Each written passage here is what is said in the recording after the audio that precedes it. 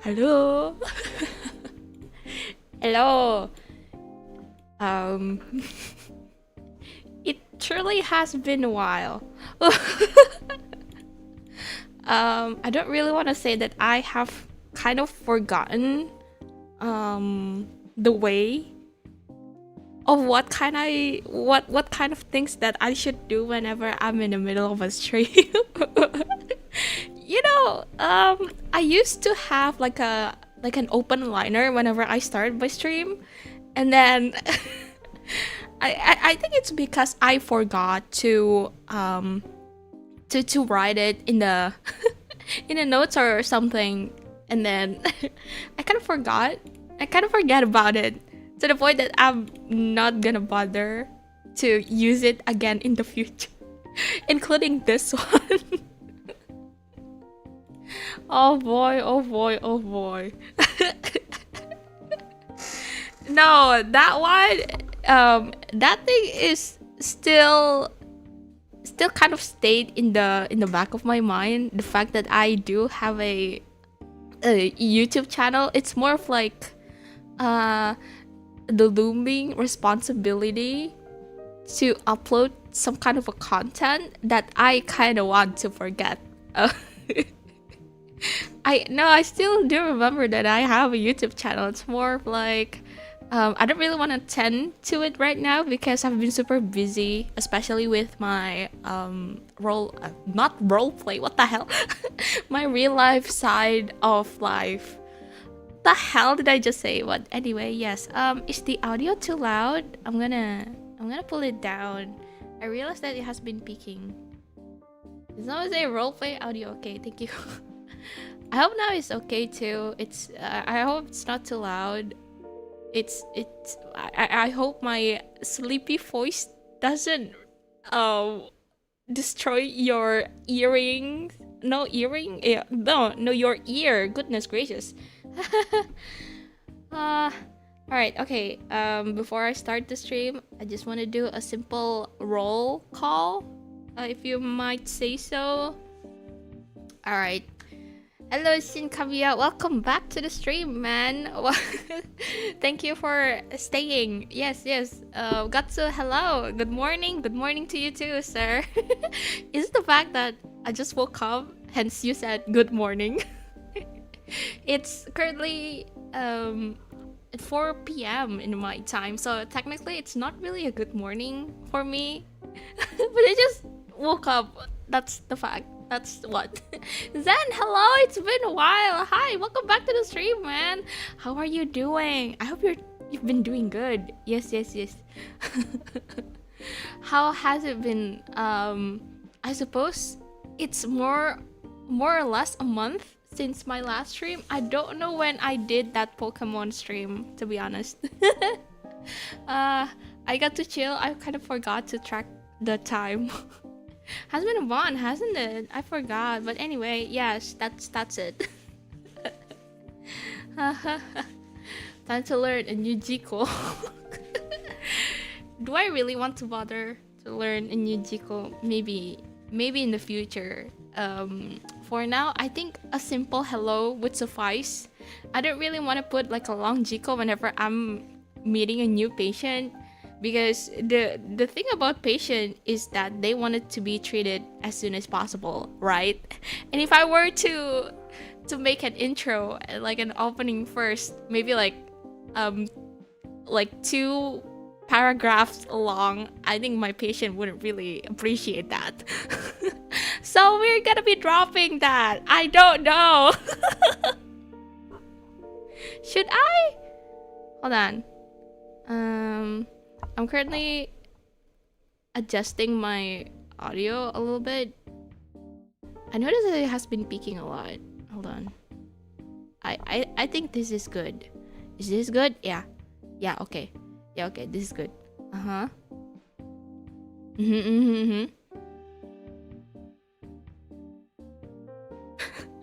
Hello, my name is Maddy, and then the patient is gone. Hello, sir. My name is Maddy, and I'm your super cute little doctor that will take care of you. And then they proceed to leave. before they receive their respectable treatment. No, I think the opening that I made wasn't really that long, to be honest. It was okay, but not memorable enough, I would say. I'm gonna I'm gonna do some of a bit of a writing probably after this. Yeah, probably after this, after the stream ended. For now, my brain has a very bad brain fog right now. The fact that I just woke up. How many times do I need to say that I just woke up? I don't really need to repeat myself like a broken record. Goodness gracious. Okay. Me after going amimir, me go open face. No, open my face. And no, not your face. What the hell? Me go open my eyes, and then my brain go wooey, and then me cannot think. So think go hard. No, not this hour. Later, yes. What do you mean? You're not a Demogorgon, so stop opening your face. That's not what I was trying to say. I was about to say opening your eyes, and then all of a sudden it auto-corrected into face. Yes, guys. I do have a very vast built-in autocorrect in my mind, so please keep that in mind whenever I say something stupid or doesn't really coherent to the whole sentence. That we're gonna be blaming that fully on my my own autocorrect, okay? Even though I'm not a phone, but I kind of feel like I'm a phone in a way, kind of. But not really. Just don't touch me in a very weird position, okay? Oh my god. Okay. Okay. So how have I been doing? Good question.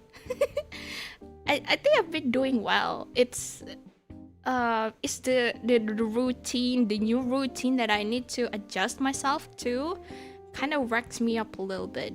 So here's the thing, right? I currently have a very new job. Not really, kind of. I think I already told some of you about my job. I've been recently working in a hospital. It's not really that big, and then it was also like my first time tending to a real patient by my own self, in a sense. Yes, the few years back, this isn't really my first time working in a hospital, but most of them are being heavily supervised because I was just an observer. So I was technically only looking and inspecting, and that's it. I don't really get to be involved directly whenever I'm treating my patients, you see. And that thing has been going for like 2-3 years ish. And then come to this year, I finally got the obligation to start treating my patients on my own. So weird positions. Okay. You shut up, okay? See, it was the autocorrect. Anyway, so this year I got a brand new responsibility of treating my own patient, you see. And then it was kind of hard. The recall game that you need to pick up after all of those 5-6 years of learning in a medical school is kind of draining, honestly. So you cannot really help but to reopen your notes again on what kind of treatment does this patient need, and everything else, and what kind of disease that they have currently, and everything else. So it's a back and forth kind of thing. It is kind of scary, the fact that you are going to be fully responsible of that very patient is a bit again, it's kind of scary.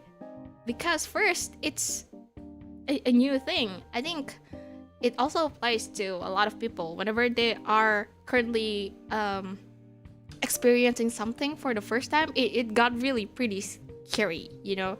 It's more of like riding a roller coaster for the first time without knowing what's gonna be happening in the future.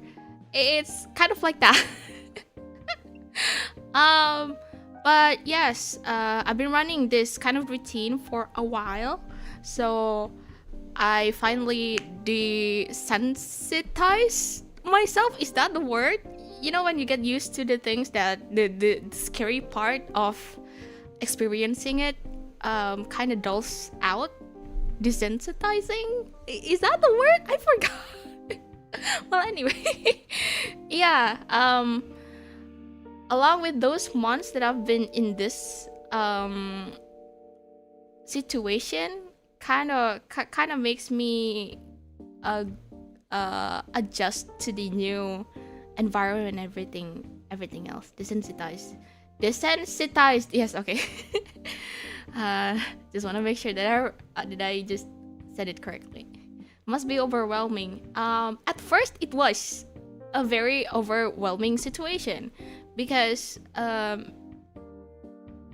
having a real anxiety over your own job is real. It's very uncomfortable. You're gonna be overthinking like a lot in every seconds of that very first days of you working at that place.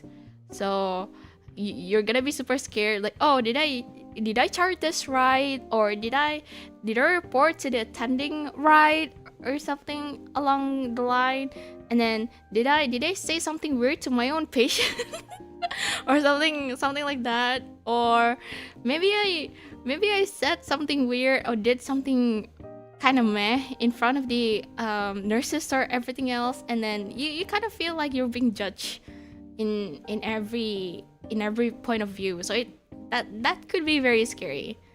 You know, here in Indonesia, we don't really say things directly whenever you're doing something wrong.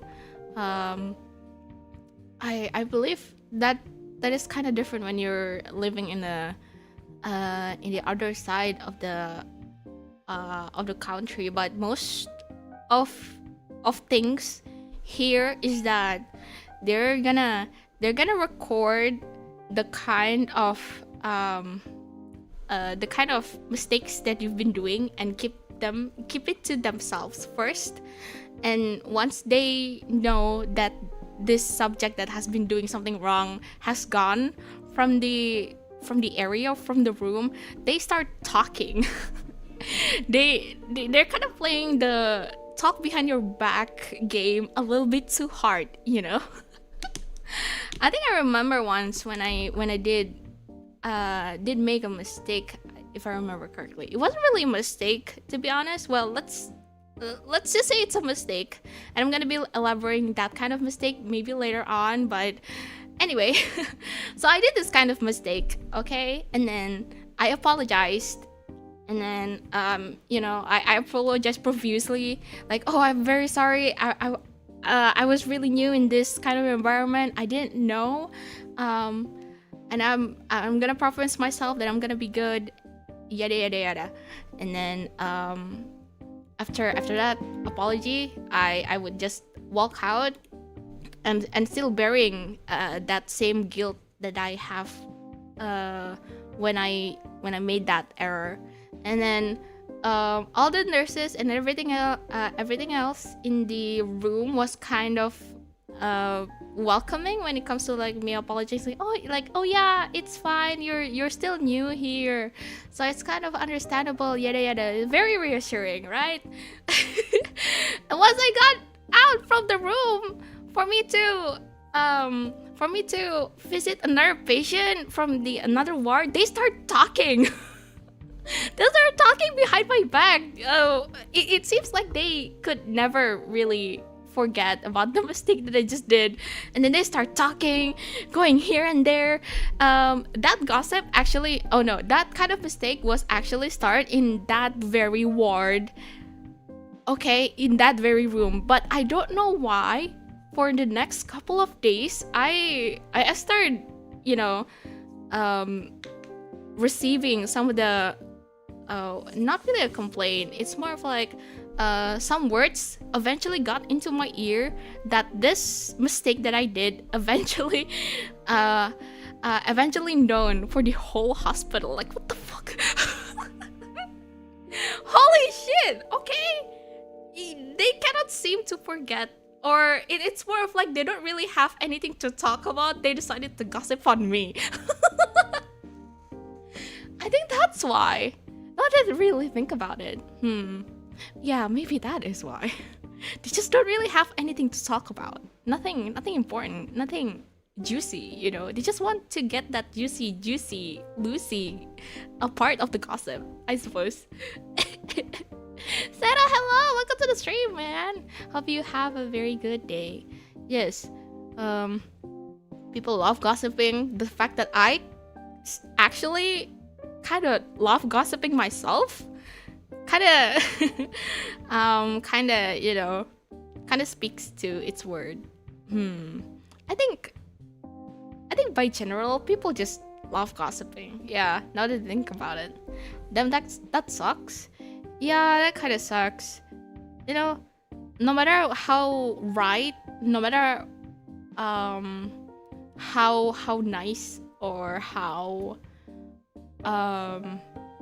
technically you are not in the wrong side of the coin thing that you have been doing, there's always some gaps or flaw that people, no matter what happened, will talk about it.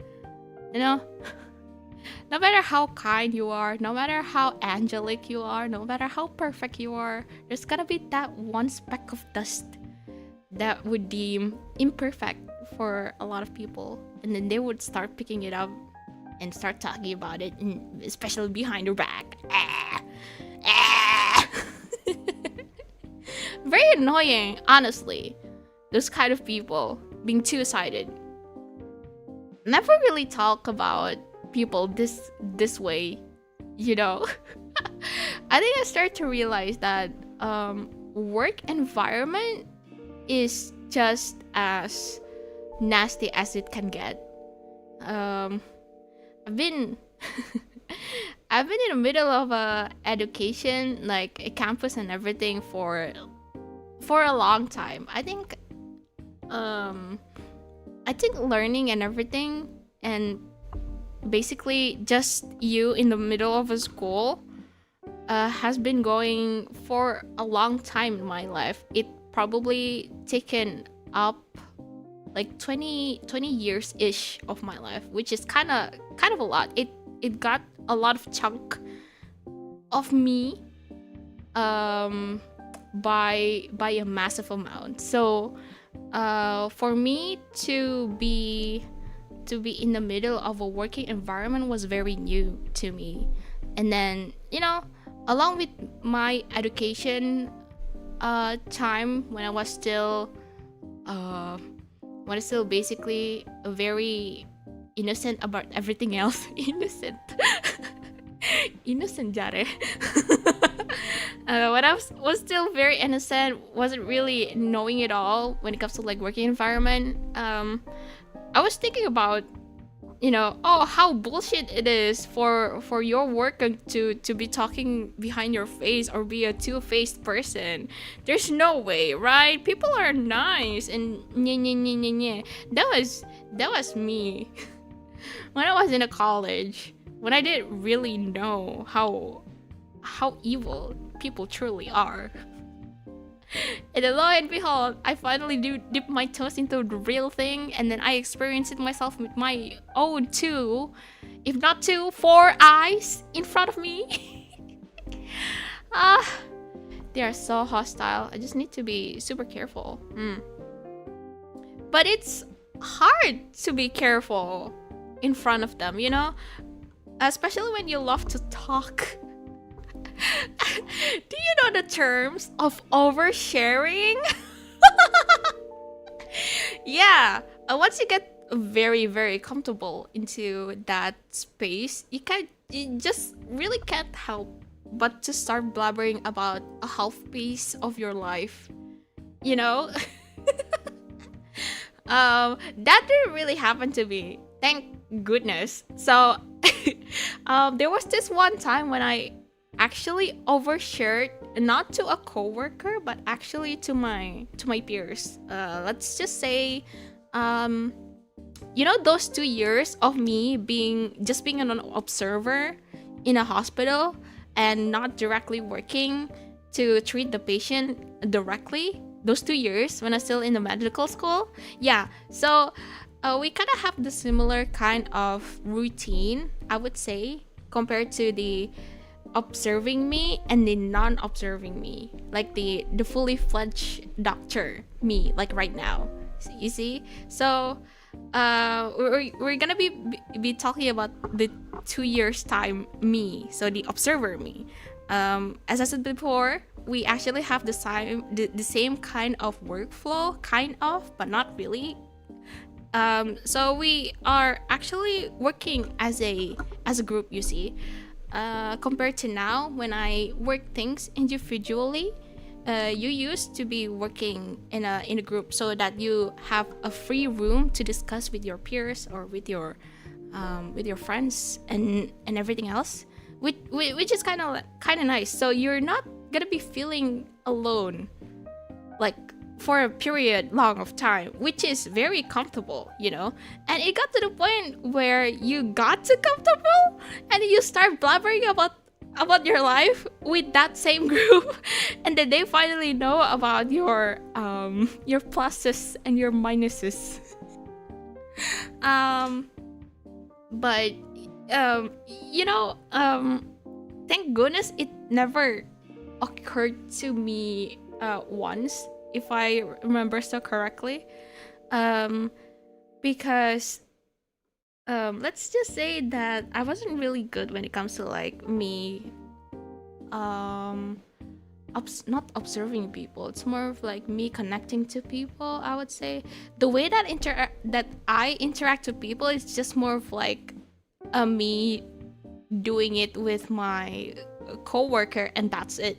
So thank goodnessly I know where I need to put my own boundaries, but it doesn't really happen when it comes to like my other friends. They start talking about a lot of gossips, and then eventually kind of bleeds into them as well.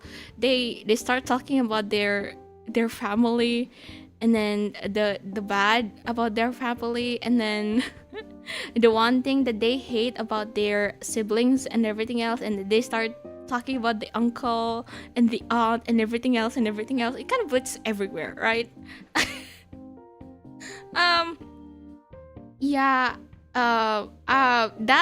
That person made the whole room kind of uncomfortable just because of them constantly ranting about how messed up their families are, which is a brand new kind of annoying. But if you think it from the other side, other perspective, I would say they just probably want someone to hear about their cries and their woos and everything else, because it is never a good idea for you not to talk about your troubles and then just trying to keep it to yourself, which is not a very good thing. But maybe, just maybe, this person, this friend of mine have been start blabbering about their families, just trying so hard not to keep it to themselves for quite a long time, and they decided to entrust that a bit of secret of their about their family into us. Maybe if you think in the bright side of life, maybe if you think nicely about it, maybe they just wanted someone to hear about their problems, and that's it. Yeah, but it got to the point where they kind of overstepped that rule, and they start blabbering more about it. It got pretty annoying. But we just didn't really know how to say it directly to that person. So yeah, we just decided to, okay, we're gonna be keeping this to ourselves. Okay, they just needed a friend to hear about their cries, and then we kind of agreed into that point, and then we decided to be to be like a hearing box. I don't know what you're gonna be calling that, like complaining box. No, not that's not the word.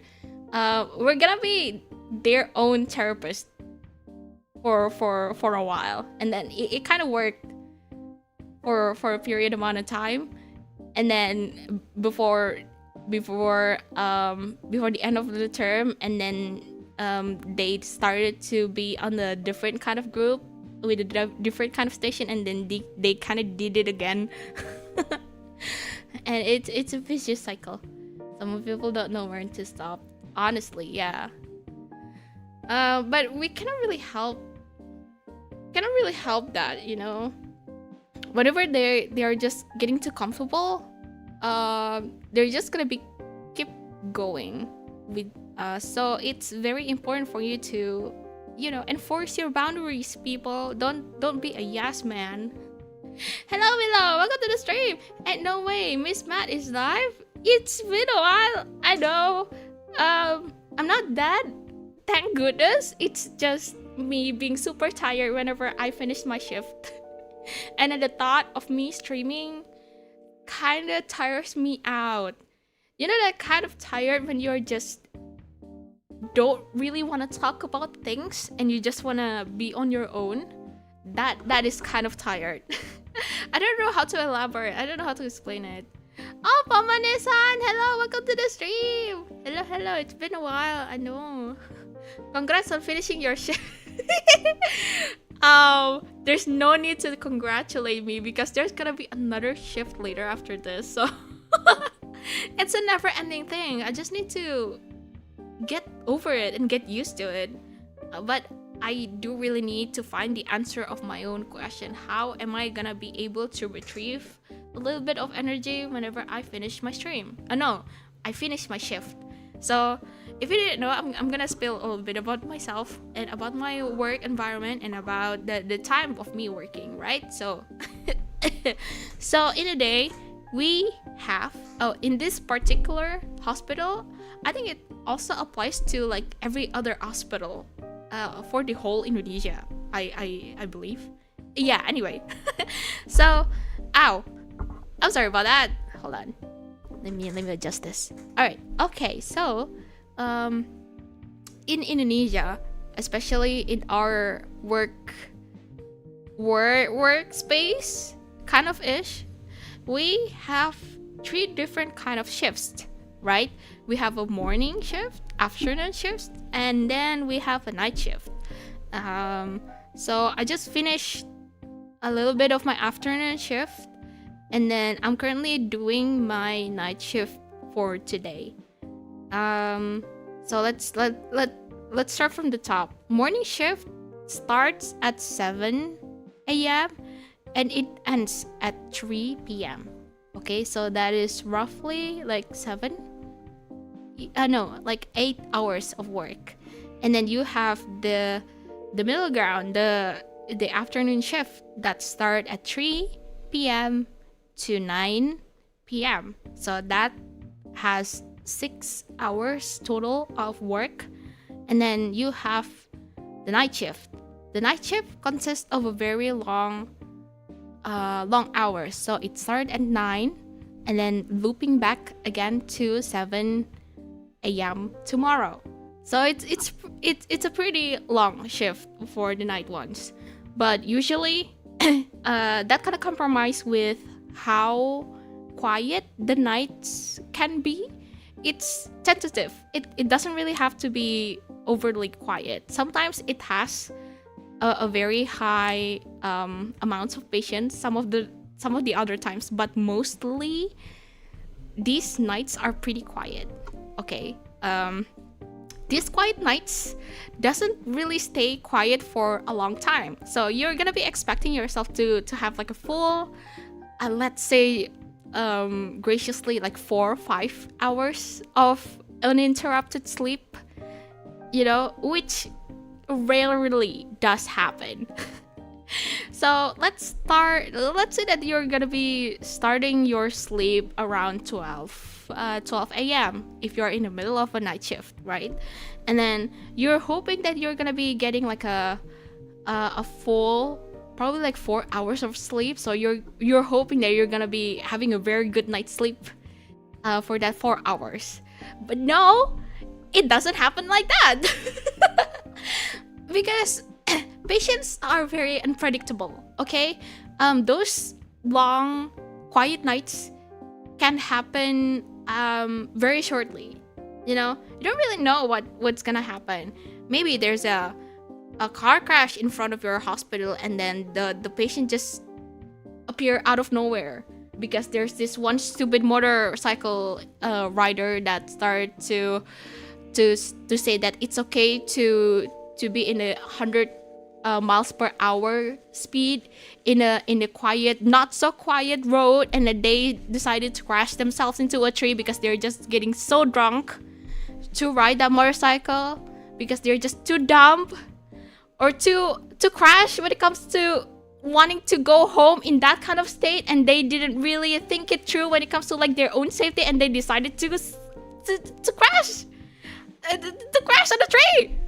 And then we got a +1 patient, okay? And then not long after, a small child coming with a shortness of breath.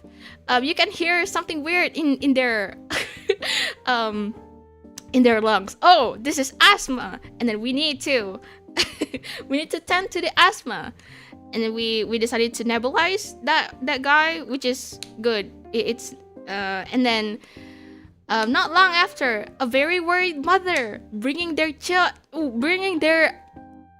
1-year-old child said that they had a very high fever, but the mother didn't even bother to put like a medicine to their child, because the mom is just too scared that they might prescribe a wrong thing to their child, which is okay. But you know, you can actually start a little, like, I don't know, start an acetaminophen by minimum, you know, it's fine. There's just like a lot of things that will be happening, that might be happening in that night shift. So what I'm trying to say is that night shifts are usually quiet, but not so quiet to the point that you're gonna be getting a full night's sleep. So an uninterrupted sleep is always nice, but it's never a pleasant day when it comes to like you trying to sleep and then get and needs to be woken up just because of this thing that happened. It gets very tiring, especially when you're not getting enough sleep. So although quiet, the thing that tires some healthcare workers are actually the interrupted sleep. It's very hard to get an uninterrupted sleep. But mostly you can actually get a very long road of interrupted sleep. Yes, to be or not to be, that is the question. Hello to be, welcome to the stream. And Atakan, hello, welcome to the stream. Tarlidor. What is Tarlidor? And King Connell, hello, welcome to the stream, man. It's been a while. Drunk driving, yeah. In this very city that I'm currently working, being drunk is like number one. Especially when it comes to like some weekdays. Weekend? No. The weekend nights, especially that. Oh my god. They would drink here and there, they will party here and there without knowing the respectable hours when it comes to like them sleeping. I think I remember that one time I just finished my 2 whole night shifts, and then my brain was foggy as hell, and the thing that I wanted to prioritize at that time was sleep. okay, I was too tired. I didn't get enough sleep, and then I drove back home with a blasting music in the car just because I want to keep myself awake whenever I'm in the middle of the road, because I don't really want to crash myself, you see. But I still really want to go home, so I didn't really bother ordering myself an Uber because that'll be a hassle. So I decided to drive myself home, and then putting a loud music for me to be able to wake up. And then eventually I got home, right? I think I arrived home at 8 a.m., roughly like 1 hour after I finished my shift. And then I finally decided to clean myself, shower myself, change into a very comfortable clothing, and then I decided to sleep, right? And then this one particular neighbor in front of my house decided to blast like a party music at 8 a.m. in the morning, even though there was none party whatsoever in front of the freaking porch of theirs, which is I don't really know, like, what the I don't know what's this hyperfixation of these people when it comes to like them partying and just blasting loud music. Like, goodness gracious, I just finished my shift, man. Can you just let me sleep? And it was so freaking annoying. I didn't really have much energy to to even beg to them to put their music down. I didn't really have that kind of energy, so I decided to sleep with a crying heart emoji. Oh my god, it was so painful. It eventually lasts for like 2 hours, and then I finally got a very good sleep, like 10 a.m. ish, and then I decided to woke up at 5 p.m. I believe, if I remember so correctly. So yes, that happened. I told you not to drive at 200 miles per hour. Well, you see, it's kind of hard to tell the people what the rules when it comes to like driving, you know. A lot of people have the mindset of rules are made to be broken kind of thing. they're not gonna be complying to the rules just because they want to break the rules, because they wanted to look cool, probably, and they just doesn't really care when it comes to like their own life, which is annoying, you know. You made your own mistake, and then you decided to ask for someone else to clean up your mess, which is another kind of annoying. Oh my gosh. But anyway, yeah, that happened. Brain is not braining, true. Kinda do be like that. It's always very a hassle when you are treating a drunk patient, you know. They are annoying as hell.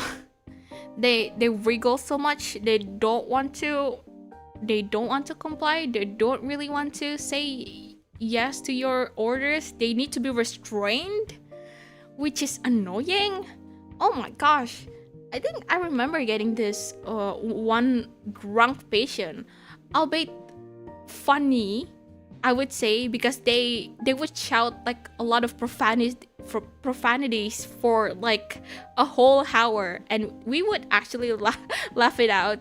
But the tending to this patient is very annoying, because we need to restrain the patient, because we kind of need to inject something into their blood, because they have been complaining nothing but pain. So we just decided to prescribe that patient like an pain medicine that would be pretty fast if you put it directly by the needles. And then this patient kept wriggling like, no, no, please give my mommy back. I want my mommy back. I'm too scared for needles. Mommy, please. And mind you, this guy is probably like 30 years-ish and have been crying, begging for their mother to come and pick him up, which is funny, but annoying at the same time.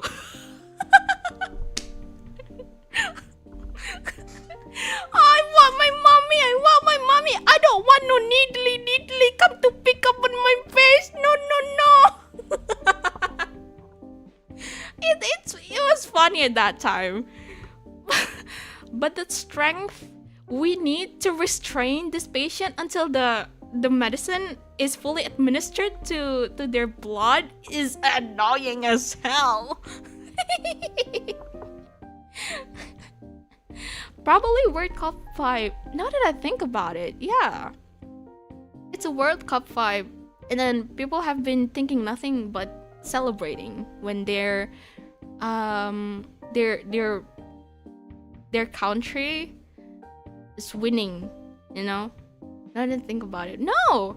Actually, in before the World Cup 5, this thing already happened. You know, no matter if it's a World Cup or not, these people, especially here, the locals here, doesn't really care, but wanting to drink constantly,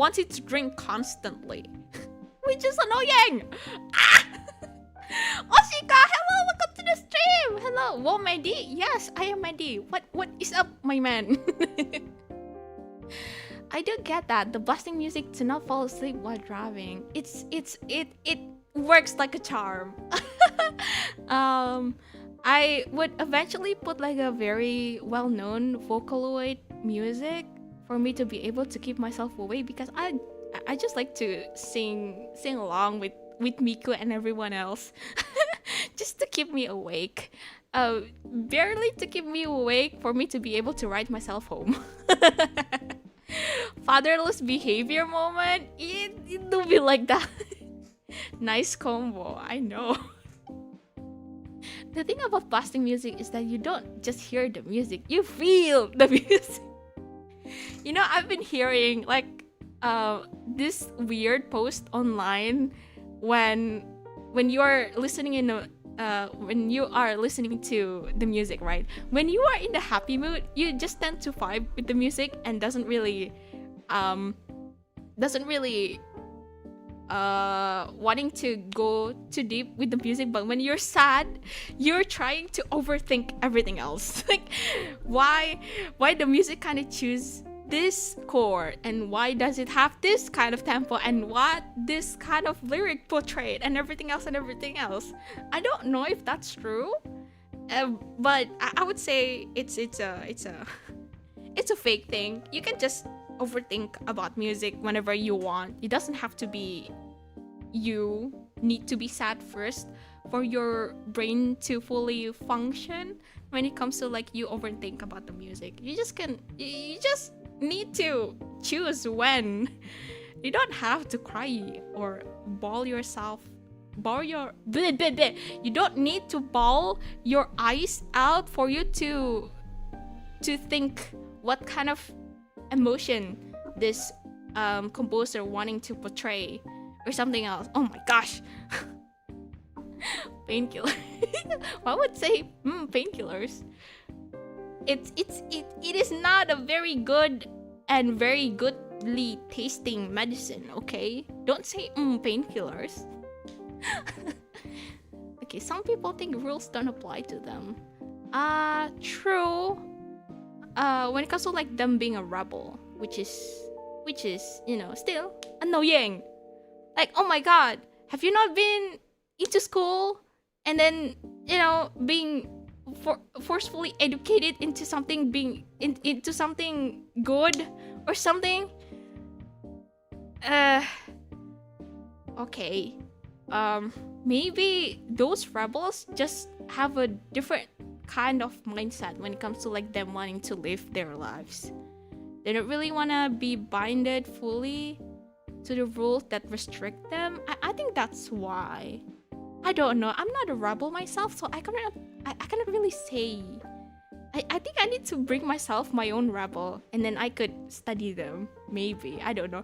Is any one of you are rebels right now? I need to I need to conduct like a private interview to all of you, like how your mind works when it comes to like rules. I know that rules is a big no-no in your life, but still, I need to study them and for me to understand them. Bring out your inner rebel, but I don't have my inner rebel. I'm just a little girl. I'm a very innocent little girl, and I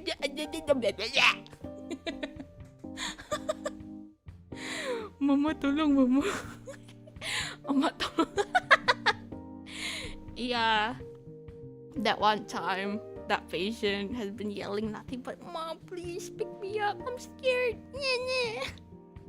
They didn't want those full body restraint for crazy people. We don't really have it here, because the hospital that I've been currently working on is not a specialized mental hospital, so we don't really have that full body restraint. You know, that scary white coat thingy that you would put on on crazy people. Yeah, we don't have that. That thing is only designed for a mental hospital. That we actually have it here in this very town, but I didn't get the chance to work there because I wasn't being stationed there when I was in the medical school year, which is kind of sad because you know, when it comes to like you learning, you just want to experience like almost everything so that you would eventually prepare when it comes to like the same kind of scenario when you're gonna be having in the future, or something like that, you know. But no, I didn't get the luxury of learning in a mental hospital, which is kind of sad, honestly. For once I want to tend to that one crazy person as a patient. I want, in the back of my mind, I kind of want that a little bit, just a little bit. Even though they're super annoying to tend to, even though they would say a lot of bad things to you, but no more. It's fine, you know, for learning purposes, right? You would never say no when it comes to like you wanting to get a better education and get a better experience, right? Right, yeah. When life gives you land, colonize it. Oh my god. If you would colonize it rightly, if you would colonize it in the rightful way, I wouldn't say no to that. But if you were to do it in the wrong way, then I would put a question, like a lot of questions to that. Like, what are you doing, man? We got a ball, we got ball. Ball where? You want ball here, but I got none. Rules are to be followed, including the loopholes. I mean, sure, if you are... but no, it's a hassle, you know. Me being a person that has never once been a rebel... No, actually, no, I take it back. I think there was a couple of times of me being a rebel just because I was completely fed up with the routines that have been going on through my life. What does rebel consist here? Let me think. I think the most rebellious thing that I have been doing for my life is just me bailing out school. But that's just because I wasn't really in the mood of attending anything in that class, you know.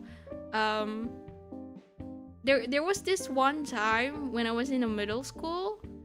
I got super I wouldn't say lonely. Well, maybe a little bit. So anyway, long story short, I was having a very bad day. I didn't know why. Maybe it's because of the hormones, because I do remember that I was having my bloody cycle there, right? And then you know for sure that we females do have a very unstable moods when it comes to like us having that kind of cycle in our days, right? When you cry, and then when you are sorry, in normal times when you want to cry, you just need to cry. Oh, no, I take it back. In normal times when you don't have that kind of cycle, if you want to cry, you basically can hold yourself in.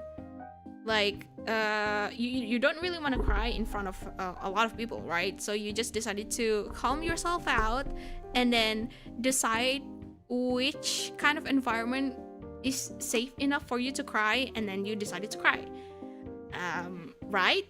But if you are in that vicious cycle of bloody hours, why would I say that? Why wouldn't I say menstruation like a normal person? But anyway, yes, if you are in the middle of a very bloody hours, no, I like it that way. It's more dramatic. Anyway, if you are in the middle of a very bloody cycle, that kind of restraint when it comes to like you regulating your emotion is pure nonsense, you know? If you want to cry, you're gonna be crying so hard, no matter what kind of environment that you are in. If you are in the middle of a public, maybe you would try to brace yourself, like a little, like putting a little bit of more energy for you to restrain yourself after until you get to a very safe place. But it doesn't really happen much when it comes to like me. If I want to cry, I would cry. I would cry so hard, especially in that kind of cycle, bloody cycle, I would say, right? And then there was this one time when I was in my middle school. I wasn't really having a very good time, and then the very thing that I wanted to do was just getting out of that school, because everything was just so suffocating. People are just very annoying in front of me. Like, they would talk, they would be pretty, what's not be pretty. They would be so overly loud for no reason. I don't know, I just like quiet at that time. And then I decided to fuck it. I'm gonna pretend that I'm gonna be sick, and I'm gonna contact my parents to pick me up and bail me out of the school just because I'm pretending to be sick. So I started my play, you know. I pretend to put my hands, both of my hands on my stomach, and then pretending to have a very bad case of stomachache. And I was like, oh no, and then I decided to announce that bit to my other friends that sit beside me, like, oh no, I think I'm having a very bad stomach ache. And then I excused myself to the toilet probably like 2 and 3 times just to make things more convincing, you know. But even when I arrived to the toilet, I was doing nothing. I was just standing there and doing nothing. And then I would count the minutes of how long that I decided to stay in that toilet before I returned to the classroom, until the 4th time of me doing that, I decided to excuse myself to the infirmary. You know, you gotta make the act, you know, you gotta make your lies convincing, right?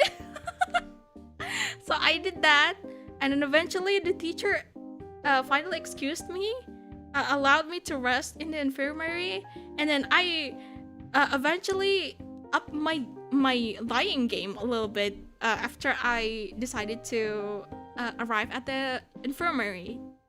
Okay, so if you are actually sick, you are to be given like 2 options, you know. If the first option is that if you want, you can sleep in the infirmary, and once you feel that you are well enough to continue your study, you can eventually go back to your class and, you know, do the rest of your day like normal.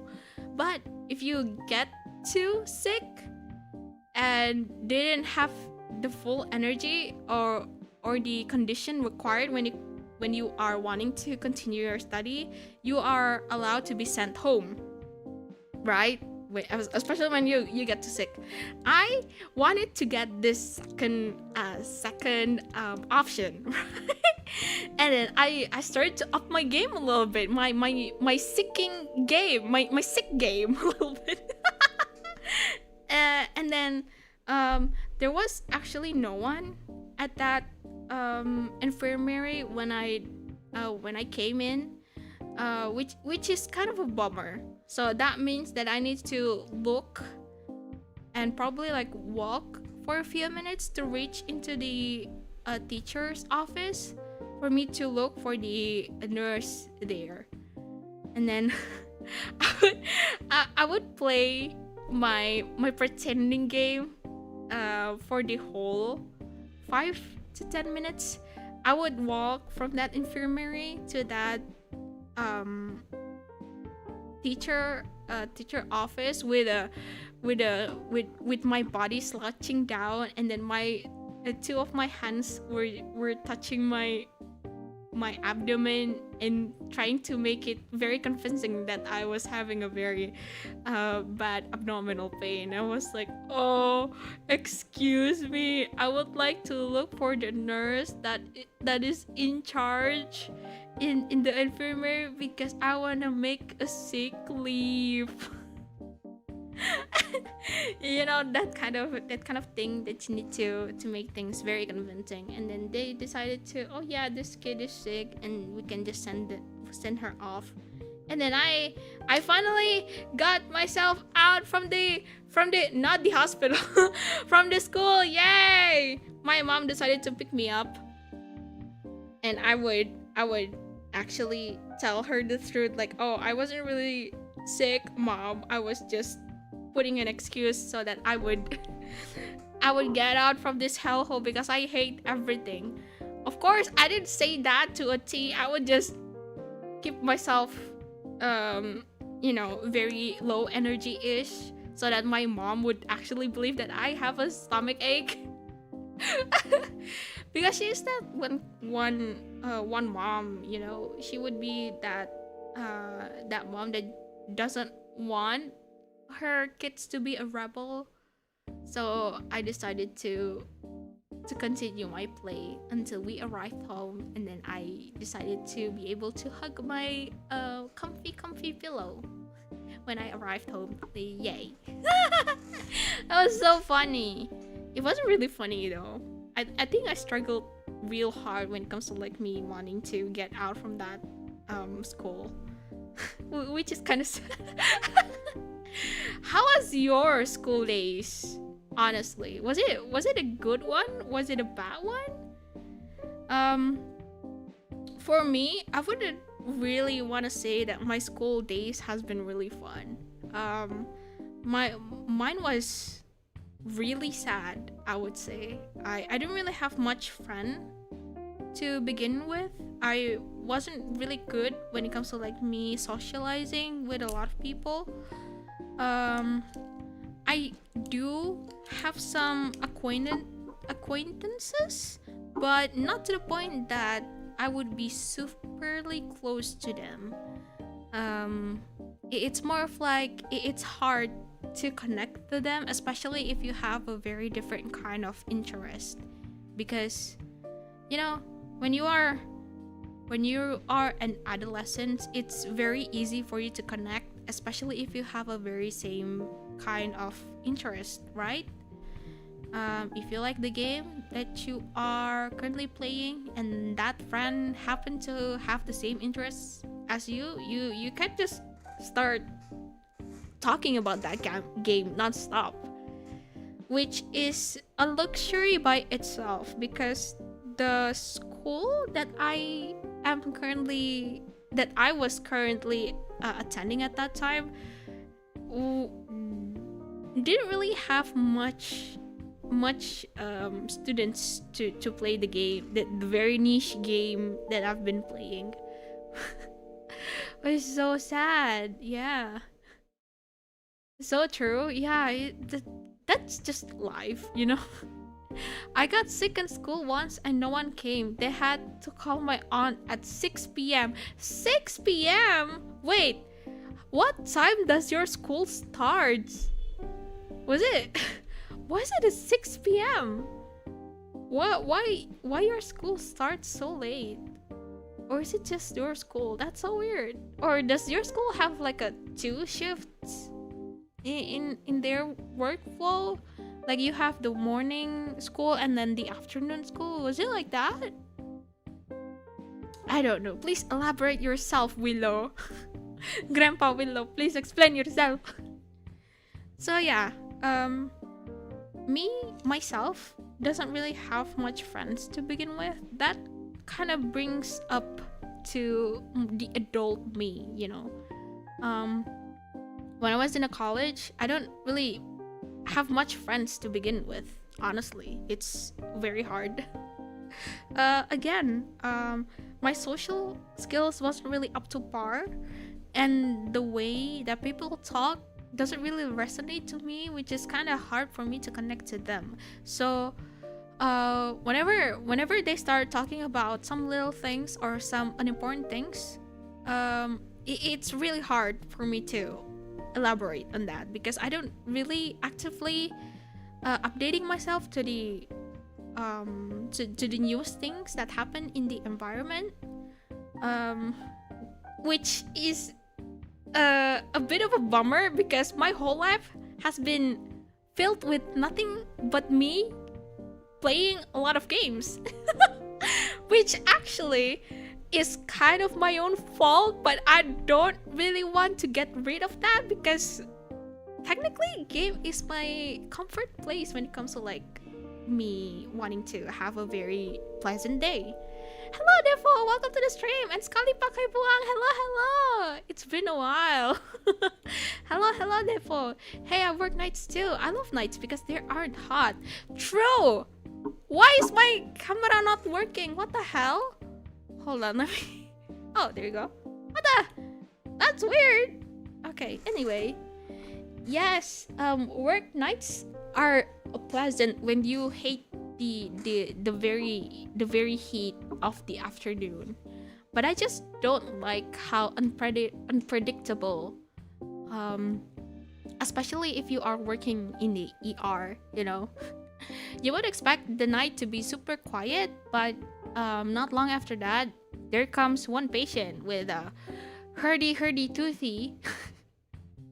And then they decided to wake you up just because of this little tidbits that they couldn't even do to bother to drink like a small kind of painkiller and call it a day.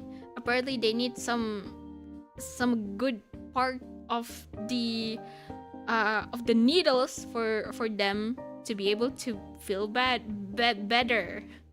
But that's okay, that's just life, you know. I also hate the heat when it comes to like me working in the afternoons. The world nowadays just so hot, especially here in Indonesia, man. This is just so annoying. So I would appreciate some night shifts whenever I can. But most of all, I don't really appreciate how tedious and how unpredictable they can be. So it's a little bit of scary, but not kind of a horror scary, but more of like anxiety scary. But I like working at nights. Sometimes. Yes. No, I was sick in the morning and they made me stay on the nurse office until 6 p.m. because that's when the school ends and no one came to pick me up in the morning. Whoa, what the hell? So the whole house was busy and then they decided to keep you until the evening? Say, okay, that's when the school ends. Whoa, okay, that I would say that is a very long school hours. Here in Indonesia, we start our school at 6:30 or like 7 a.m. in the morning, and then we would I think the longest time of our school is probably like 3 p.m. ish. But mostly they're just gonna be like 2 p.m. when our school ends. But you at 6 p.m. is a long time, dude. I think the one that can compete to that is the Chinese school hours, and probably like along with South Koreans school hours. I'm not sure if it's true, but I once read a webtoon that the place actually took in South Korea, if I remember correctly. And then in that storyboard, they would just say that the school actually ends around like 9 p.m. even though the school actually starts at 7 or like 6 a.m. in the morning, which is like almost 13, 14-ish. I know, like, wait, if you start at 7 and 12, 13, 14. Oh yeah, 14. Like 14 hours of school is very tiring, goodness. 6 p.m. is when the staff goes home. That is when the staff goes home, but what about the students? What time does the students go home? Is it not? I would assume it's gonna be like much earlier than 6 p.m. But oh my gosh. But I am glad that you are okay right now, Willow. You're not sick anymore, right? You're in a much more room of freedom. Whenever you are feeling sick, you can just ride to home, right?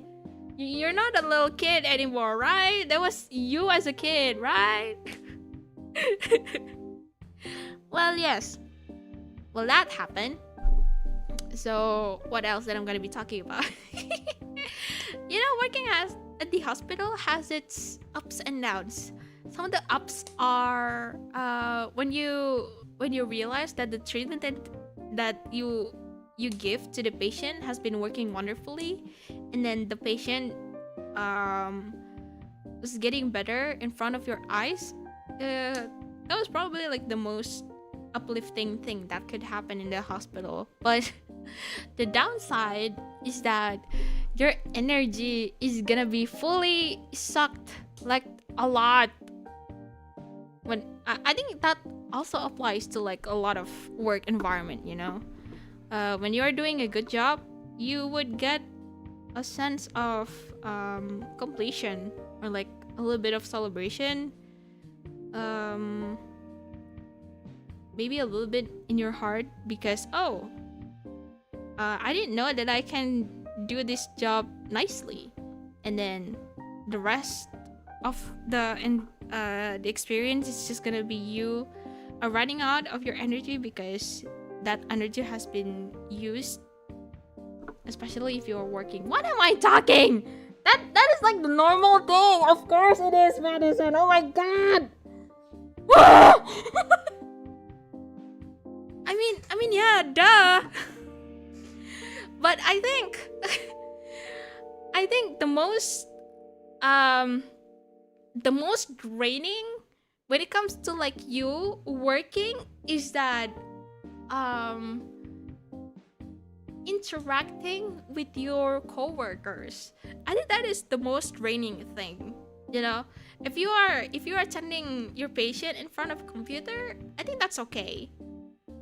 When you are charting, I think that's okay too. But the most exhausting thing is actually me interacting with my own coworker. That's so, I don't know how to say it. So it's a fully gamble, when it comes to like you wanting to collaborate with your coworkers.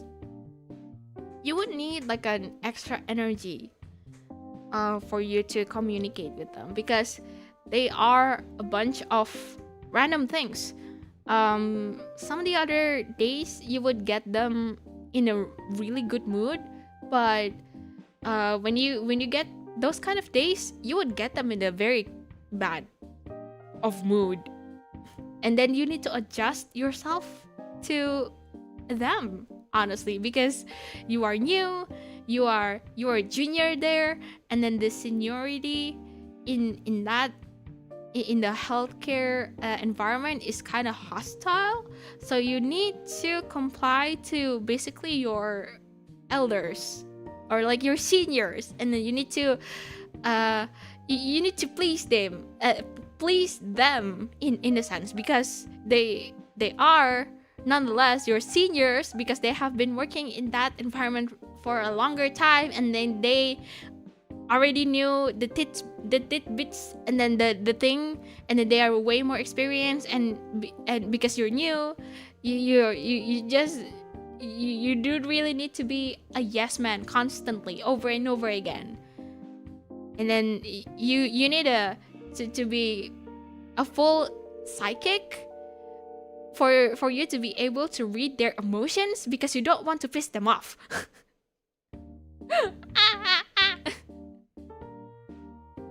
Oh, yeah, middle school. Was supposed to go at 4, but I think they don't want me to get hit by a truck and get responsibility for it. What? Wait. Huh? They don't want you to get hit by a truck and get responsibility for it. Well, I am assuming that the place that your school takes in does have a lot of trucks going here and there. So, okay. I don't know. That's a little bit of that's a little bit too far-fetched, you know. If you are too scared to bring this one kid home just because of a truck, well, maybe you can drive carefully. I don't know how many miles per hour the truck would usually drive on, but here in Indonesia, that would be driving pretty carefully. I don't know. I don't know. I'm not the teacher. I wasn't really in the place of the thing that happened when that thing happened, so I don't really have anything to say.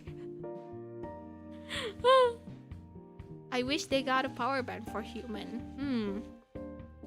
Well, we don't really have that kind of thing, but we do know how to charge ourselves. You know, that theory of a person being introverted and extroverted. You know that theory, right? When you are introverted, the way that you charge your energy is just being yourself with a minimum amount of social interaction, and that's it, right? But if you are an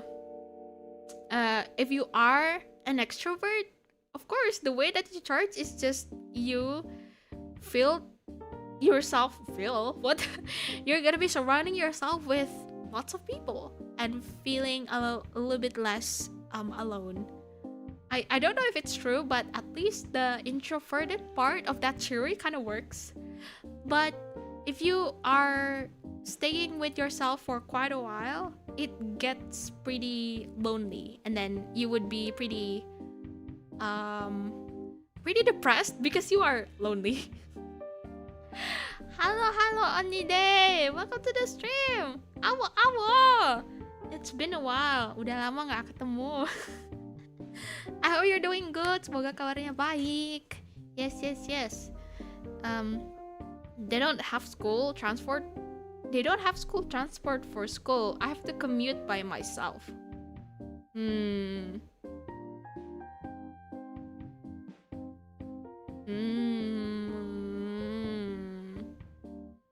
Oh, okay. Okay. Now I reread your chat. Now I understand why they didn't really want you to to go there by yourself. Okay. So I thought because of you being sick, I thought the teachers were responsible to bring you home, like, you know, at least not letting you walk.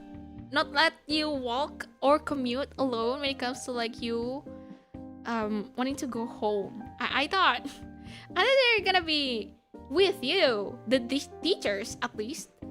But I didn't know that they would actually let you home like alone. Oh my gosh. Ah, I see. Okay. First person to complain on getting so. What the hell? Nah, yeah. Okay, now I see. So no matter what, you need to commute by yourself. I see. Okay. No matter how sick you are, you're gonna be commuting yourself. All right. Okay. Now I understand. Anton, who hasn't been here for a long while. Oh my god, this translation is so weird. Okay, Anton yang lama gak kesini. Oh, yeah, I heard that she has been pretty busy. So you need to bear on that. Yeah. Did it, Alit? Hello, welcome to the stream. It has been a while, hasn't it? Funny thing, when I decided to plan on the stream, I wanted to play like a little bit of a game.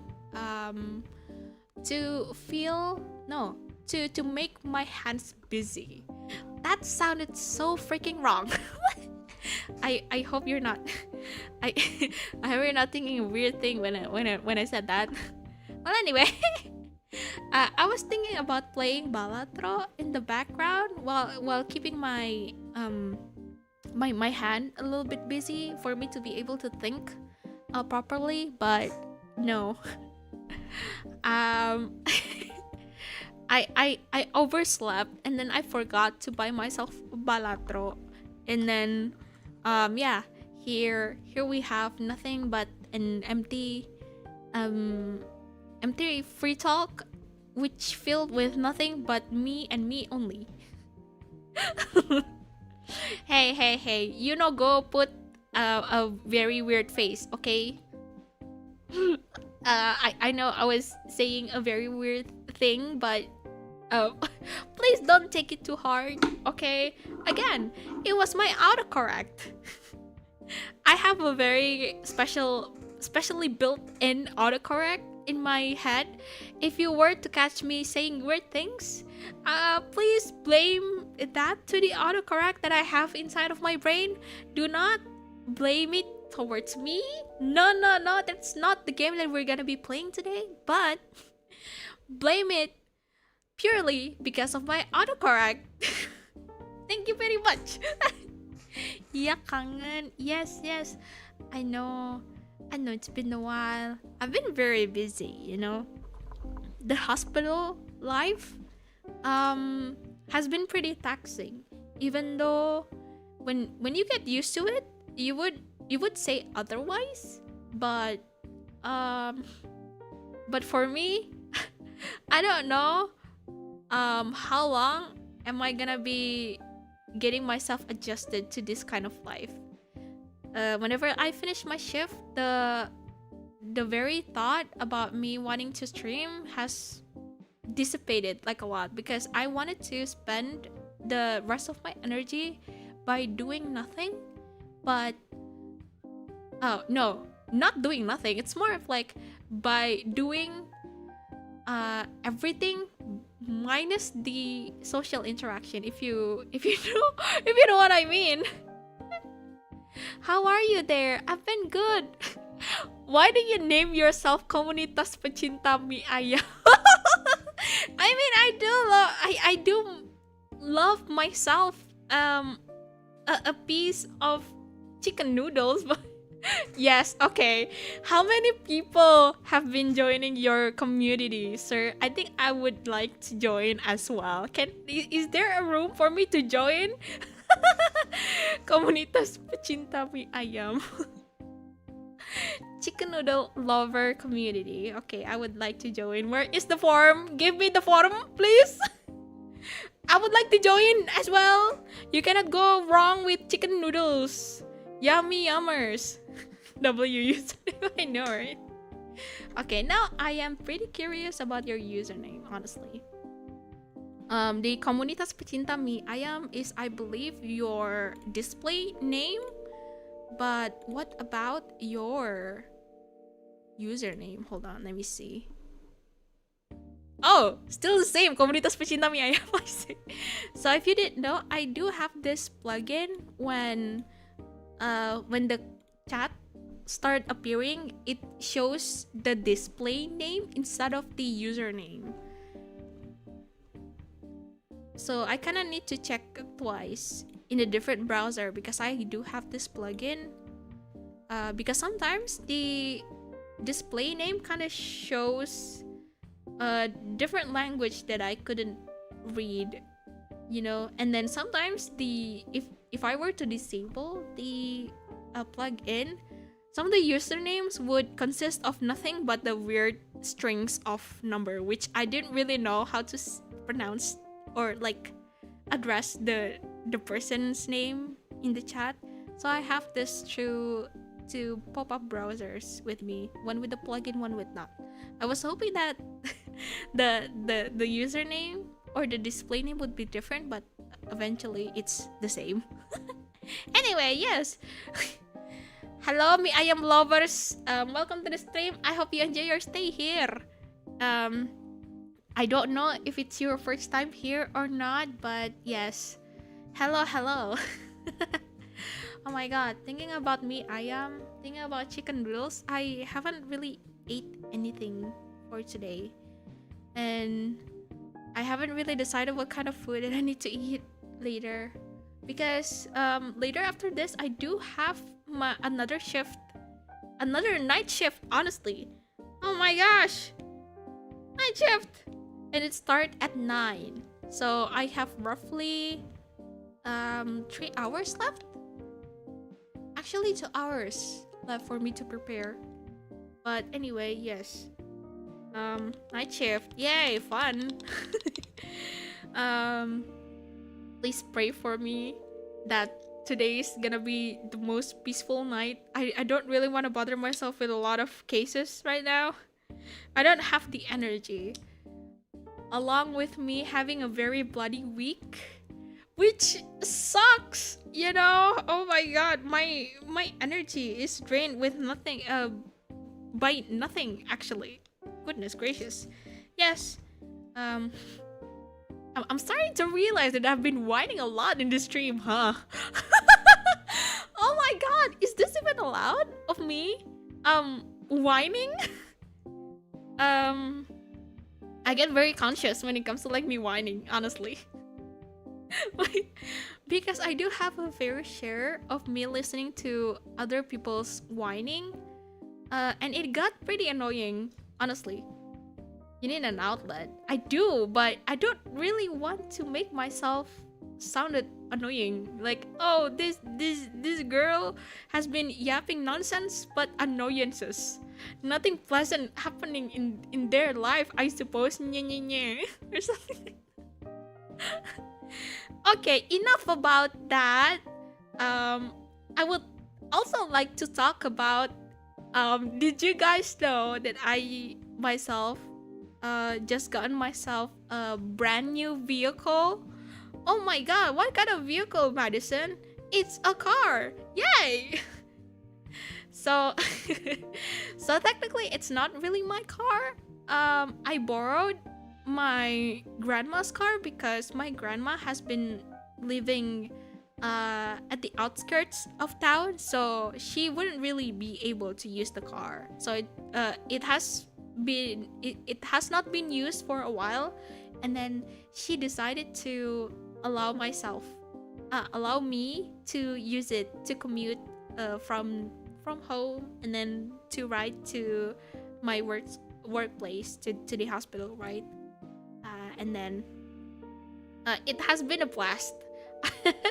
Honestly, I think the freedom of me driving anywhere has been granted like recently, like this year, honestly. Which is kind of weird. Me in the year of 25-ish of life has never been able to drive by myself, just because I wasn't allowed by my parents when it comes to like me driving by myself.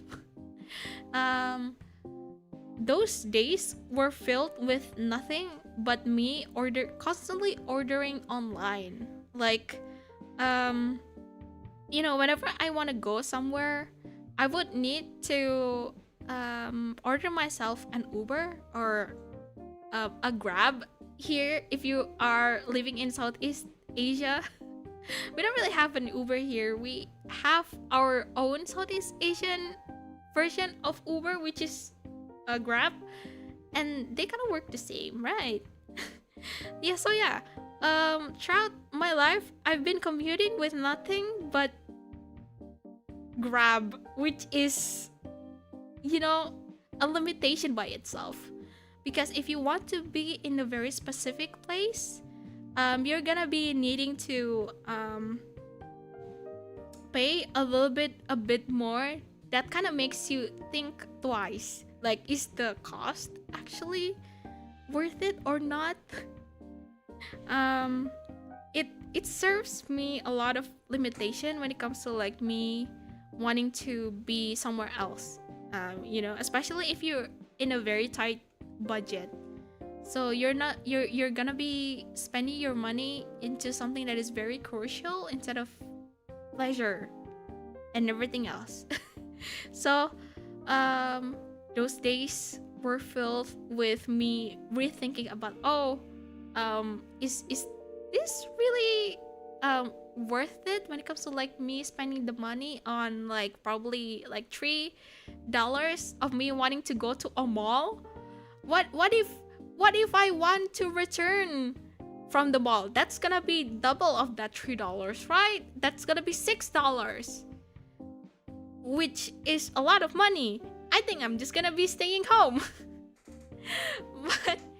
but that thing doesn't occur to me at all right now because I have my own car, I have my own vehicle, I can ride whenever I want, and I know the gas prices has been rising lately, but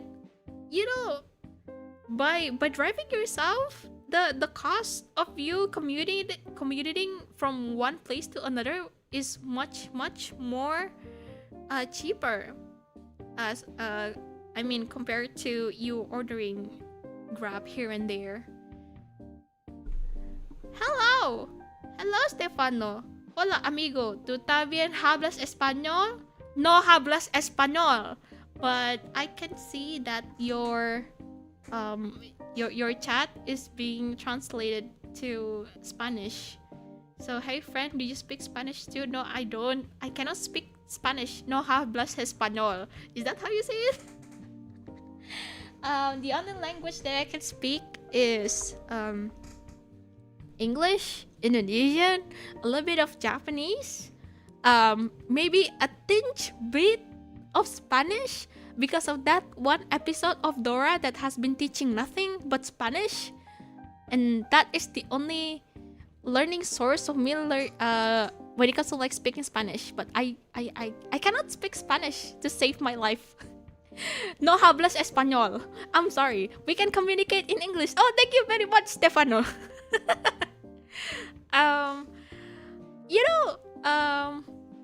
This is weird. Talking about Dora, you say, I do remember that Dora used to teach us nothing but Spanish, right? And then I don't know what happened to the local TV station here in Indonesia, but they decided to change that Spanish bit into English. So I was having this, what's the name, Mandela effect of Dora. I genuinely thought that Dora was originally supposed to be teaching you Spanish, but they decided to put it in English. Which is weird. Is that thing not happen only to me, right?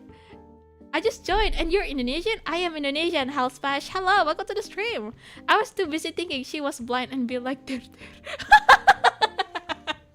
True. Where is the fox? There, Dora. There. Where? There is the fox, Dora. Can you not see the freaking blob of orange in front of your eyes? Ah! Oh, that is the fox. Say no,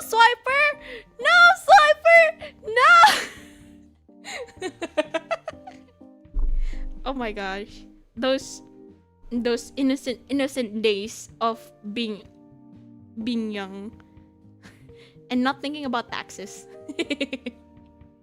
Okay. Anyway, welcome to the stream, Stefano, what the hell? Stefano, yes, Stefano and Hell Smash. I hope you enjoy your stay here, especially if this is your first time here. My name is Madison. I talk about things, even though my talking is a bit too random sometimes and very unprompted. So I hope you enjoy your stay here. Yes. Same, I was so confused when I saw Dora teaching English to my younger cousins. So it wasn't only occurred to me then. It wasn't only occurred to Indonesians. I see. Because, I still do remember that Dora was originally supposed to teach you Spanish. And then they decided to teach English all of a sudden. I don't know. Maybe it's because of the Nickelodeon part of the regulation, or is it just the local TV station that decided to dub the entire episode from Spanish to English, which is kind of weird. Because genuinely, I enjoyed the Spanish bit. Because sure, it is also important for you to learn English, but you can actually get that from school, right? I mean, at least here in Indonesia, you get your own English subject, and is that not suffice enough? Right? And what if we wanted to learn another lingo, like Spanish? Spanish is fun. Like, for once, I can speak a little bit of Spanish, even though it was just no hablas español. And then the only tidbit that I actually picked up from Dora is just "Hola, ¿cómo estás? Bien." That's it. It's just "Hi, how are you? I'm good." It's simple, but it's fun. Oh my god. And then the yelling part, the Dora pretending to be blonde, but she's not. She just wanted that a little bit of attention from the viewers, and then she decided. I think I'm starting to believe that Dora is secretly a gaslighter. Maybe she's a rage baiter. She's like the earliest form of rage baiting that hasn't been introduced, especially in this social media era. I mean, if you think about it, try think about it with me. Isn't Dora supposed to be nothing but a rage baiter to you? A lot of amount of you yelling nothing but profanities in front of Dora because she couldn't even see the swiper trying to swipe her things from her backpack. And then we have been doing nothing but yelling, "Right there is Dora, right there! Aren't you blind? Right there!" And no matter how loud we yell to her, she would just say nothing but the same thing over and over again. Like, where everyone? Where? Please point it to me. Where is it? I'm so stupid. Okay, so have we established that Dora is the true god of rage baiter? Hello, Kanye. Welcome to the stream. I remember when Dora asked about her monkey friend. Dora, that fucking monkey is behind you! Yeah, I'm starting to believe that she's doing that on purpose, honestly. Yeah. Okay. Speaking about Dora, I remember that a family liege likes to cut their hair like Dora's whenever their children enroll into uni. What? That family lineage likes to cut their hair like Dora's whenever their children enroll into uni? For what reason? I don't think having the same haircut as Dora is pretty endearing. I think I have my own fair share of me having my hair being cut into the same shape of Dora, and then I get laughed at, which was not nice, honestly. It's my first time. Oh, speaking of, I just bought a snake from Indonesia. Huh? Wait, what? Like a pet snake? What kind of snake? Oh my gosh, I didn't know that you can buy a snake here. I mean, I don't really update myself when it comes to like reptiles, pet. Please elaborate on that. I want to know more. Hell smash, sure. They're washing our gold. The Spanish bit was the best. I know. Alexia, hi, welcome to the stream. I was so confused when apa? When apa? When what? What? Ducky, hello, welcome to the stream. I'm gonna read your chat later. Hold on. Does anybody actually learn English from school? I think the most useful English that we have been learning was actually outside of the school, right?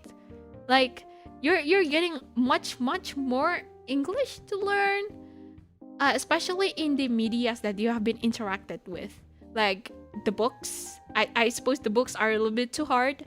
Maybe the games, right? The games back then didn't really have like a literal Indonesian translation, so we need to look everything up. We to the point that I do remember that I was begging my mother to buy me like a English Indonesian dictionary because I didn't understand some of the words that the game was trying to say. So I kind of need to force myself to reopen the book and then trying to look for the word by alphabetically and then try to decipher what kind of thing the game is trying to say. And then once it clicked.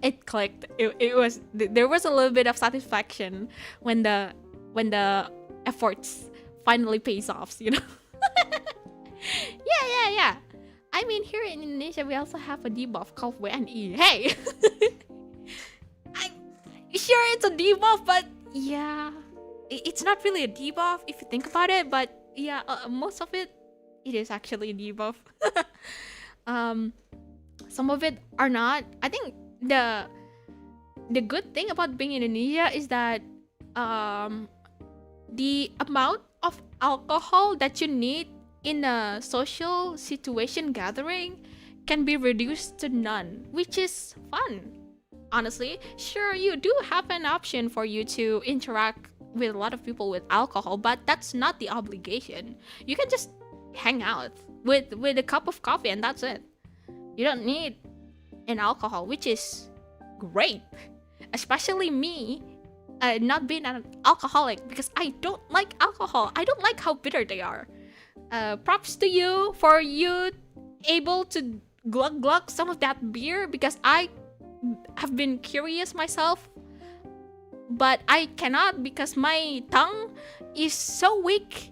They cannot handle bitter things. Yes. I remember when Dora asked about her monkey. Oh wait, I already read that. Goodness gracious, yes. Dora being blind, Dora being deaf. That is our Dora, alright? Ma'am, that's called schizophrenia. I suppose it's a bit fun when you have schizophrenia, because if you have schizophrenia, that means unlimited friends, right? You're gonna be having a lot of friends without without trying to make a schedule, without asking about whether they are free for them to meet you. They're just gonna be fully available 24/7 inside of your head, right? You're gonna be less lonely. Yay! Schizophrenia. Yay! That's a joke, guys. That is a joke. Oh my gosh, please. I know how hard it is to be a schizophrenic person, but come on, it's a joke. Please laugh at my joke. Okay, anyway. It's probably fine when she asked the first time, but like when she took 5 seconds to look around and ask again, it's pure rage bait. As I said before, she's blind. She is blind. I bought a reticulated Lucy python and imported it to Malaysia. What?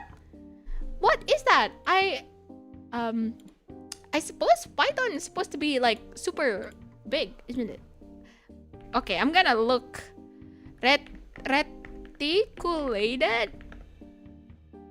What?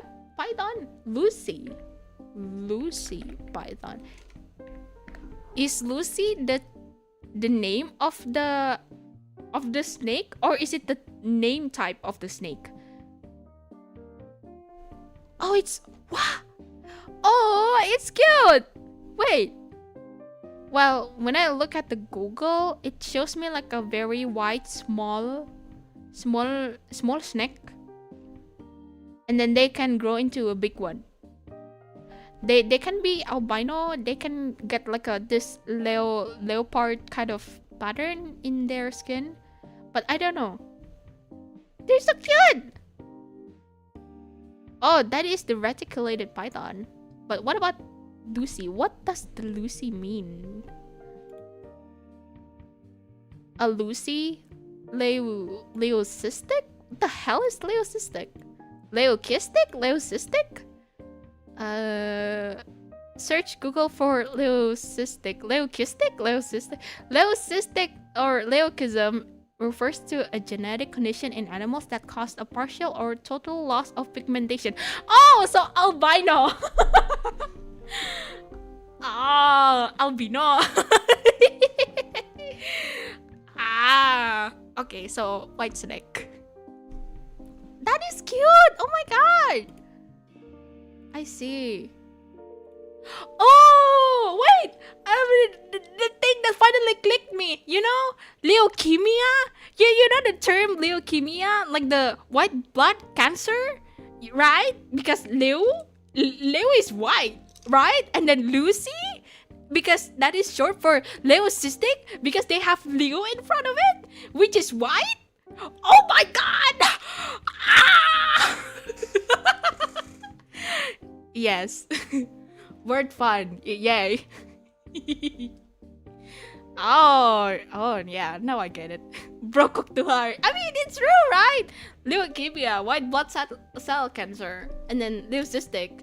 You know, the genetic condition of being albino. Albino or albino. What the hell? Is albino a real word? Albino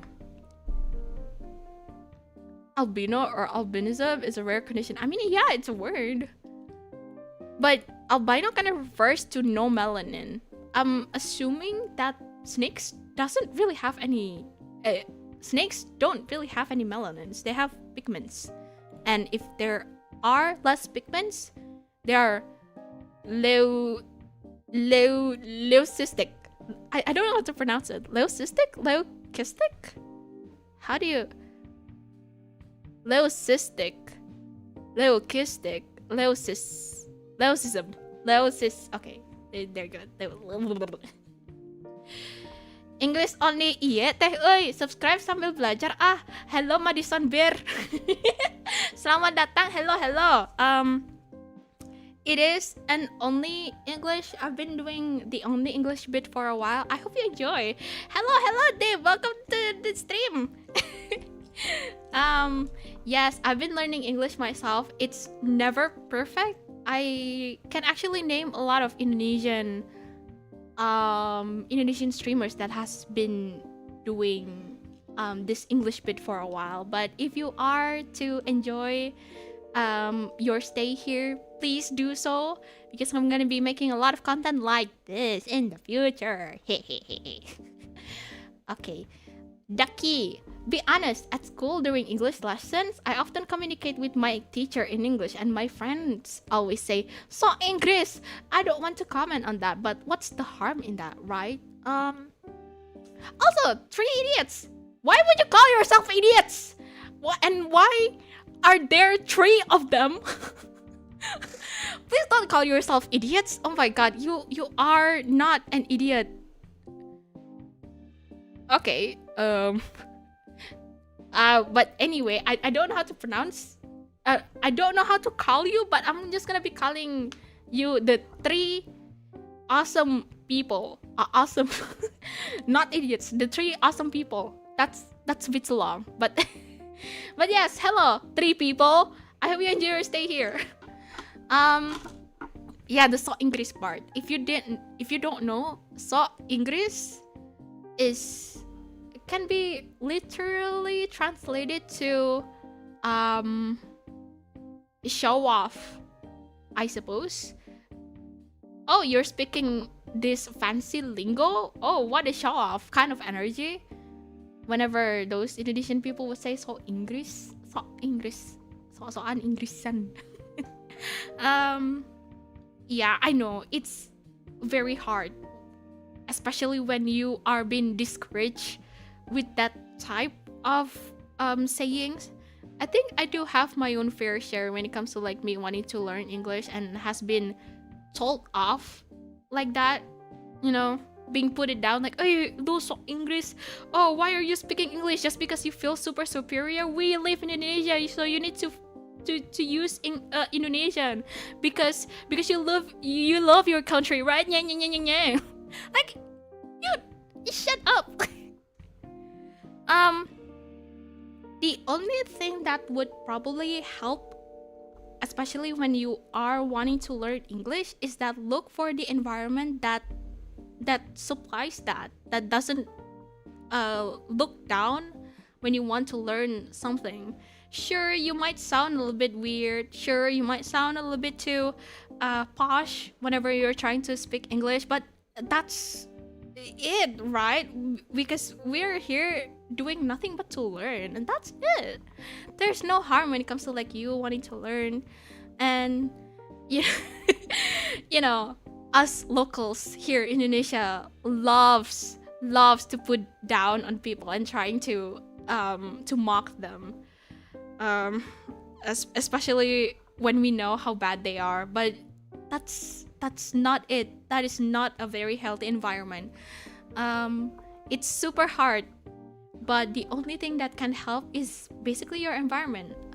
If you do really want to be very serious when it comes to like you wanting to learn English, try to find like a very safe space or like couple of people that would understand you and also wanted to learn English as well.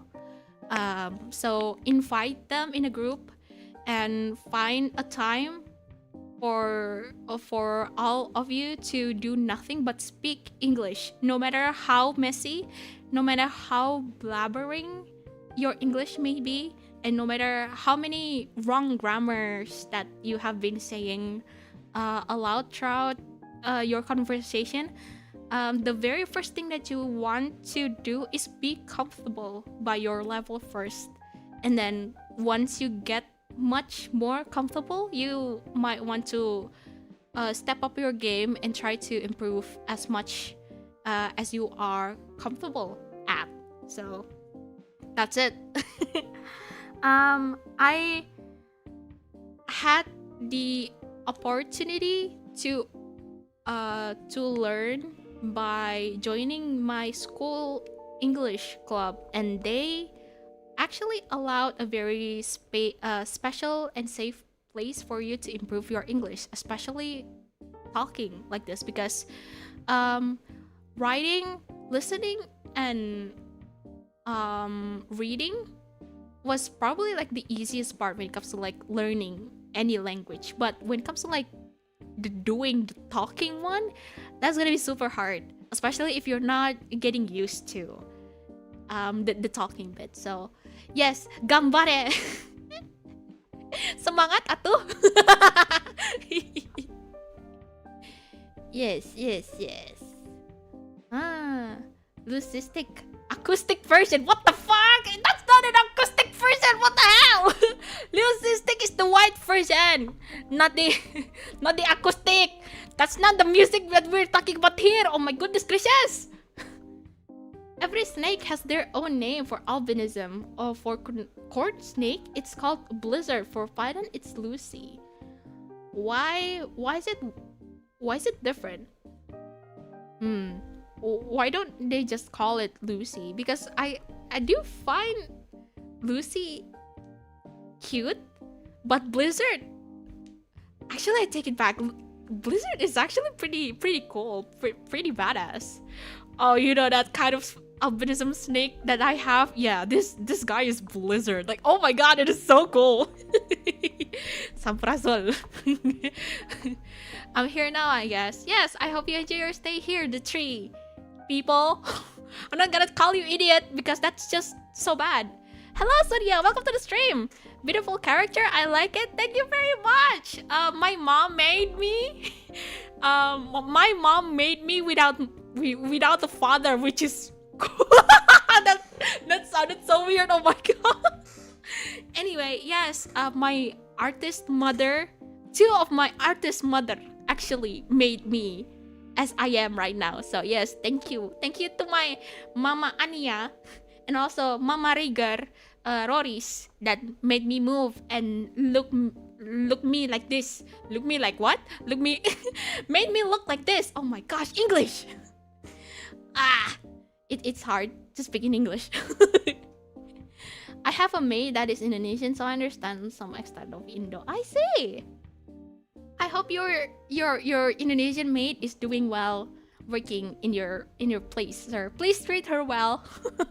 Hello, French. Welcome to the stream. Yellow. Kuning. Yellow. If you want to learn English, especially to speak it, Discord is the way. True. Oh my god. I think having to join a community, especially in Discord, has been helping a lot. Discord is also my gateway when it comes to like me starting to feel comfortable of me using my English. You know, funny thing, I was in a very lowest point of my life. It was actually in the first year of my college, and being someone that is not that has not been living in that place. Sorry, what's the word? Merantau tuh apa sih? Not an outcast. So I was being assigned in a college that is basically just outside of my original town. So everything feels so alien to me, right?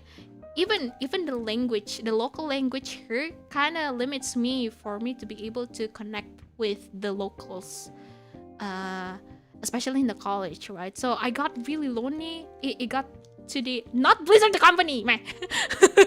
But anyway, I got really lonely. I didn't really have anyone for me to talk to, so it was probably the most depressing time of the year. And then lo and behold, someone actually introduced me to Discord, and then I decided to join some of the random servers, and it got me to an invitation to Indonesian D&D community, and that is probably the first time that I would learn about Dungeons and Dragons, which was actually really fun. You're gonna be invited to this private server again, and then they would start like a game, and the game itself, I didn't know it was actually being held fully in English, you know. So that actually kind of forces me to be nothing but comfortable in the way that I wanted to communicate with them. And then they wasn't really the people there wasn't really preachy. You know, they don't really mind about you making a lot of mistakes, especially if you're first time using in English. You know, I've been joining a lot of sessions, and then it has been happening for a while, probably like 2 or 3 years.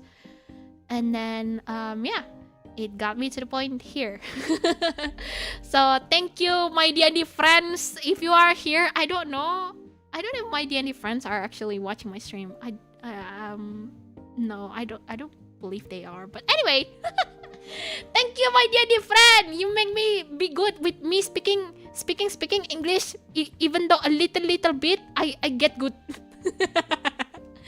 Yes. So I think the most influential time when it comes to like me learning English is technically by nothing but games.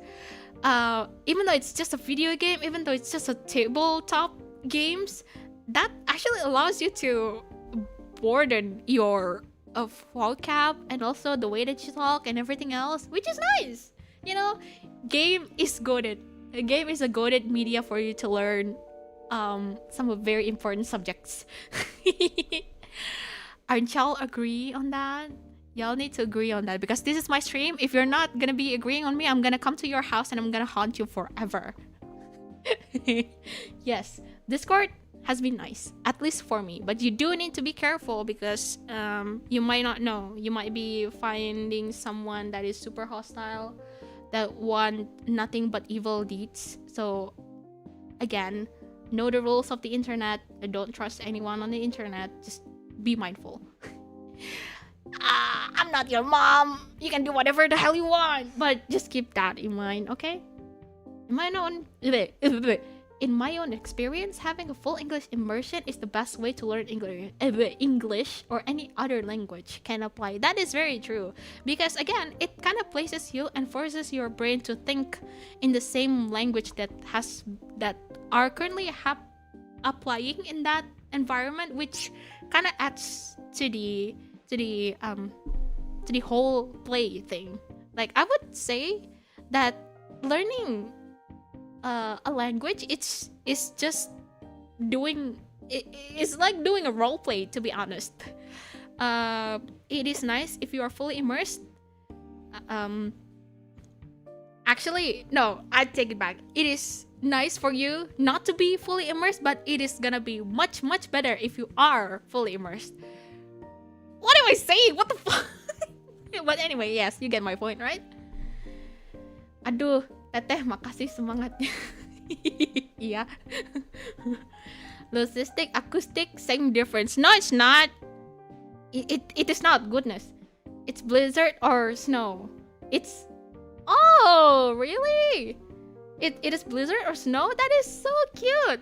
I would really opt the blizzard, actually, because the blizzard sounded way more badass. Snow is cute, but blizzard is you know, blizzard kinda gives you like energy, and snow is just like energy, like the cutesy, very soft energy. But blizzard is just like, I'm strong, I'm a blizzard, I'm gonna wreck your home, or something like that. Not the blizzard, the company, mind you. Blizzard, cause snake is cold temperature wise. I think also Sika's name, by the way. I know, right? It gives you like energy. She's been with me since I was born, which is 23 years ago. Oh my god! Oh, that's a... How long is the snake's lifespan? I've been curious about it. How long can snake live? Snake typically live between 5 and 25 years, but lifespans vary drastically by species and environment. So you've been saying that she has been living with you for 23 years. So ago? Oh, okay. Okay. So not gonna make you sad or anything, but I suppose that she only has like 2 years left. So you might want to make the most of it. Make a lot of photos and probably like a good memory. Bring your snake to Disneyland, so that you can make the snake more happy. No, I'm joking. Oh, you're talking about the...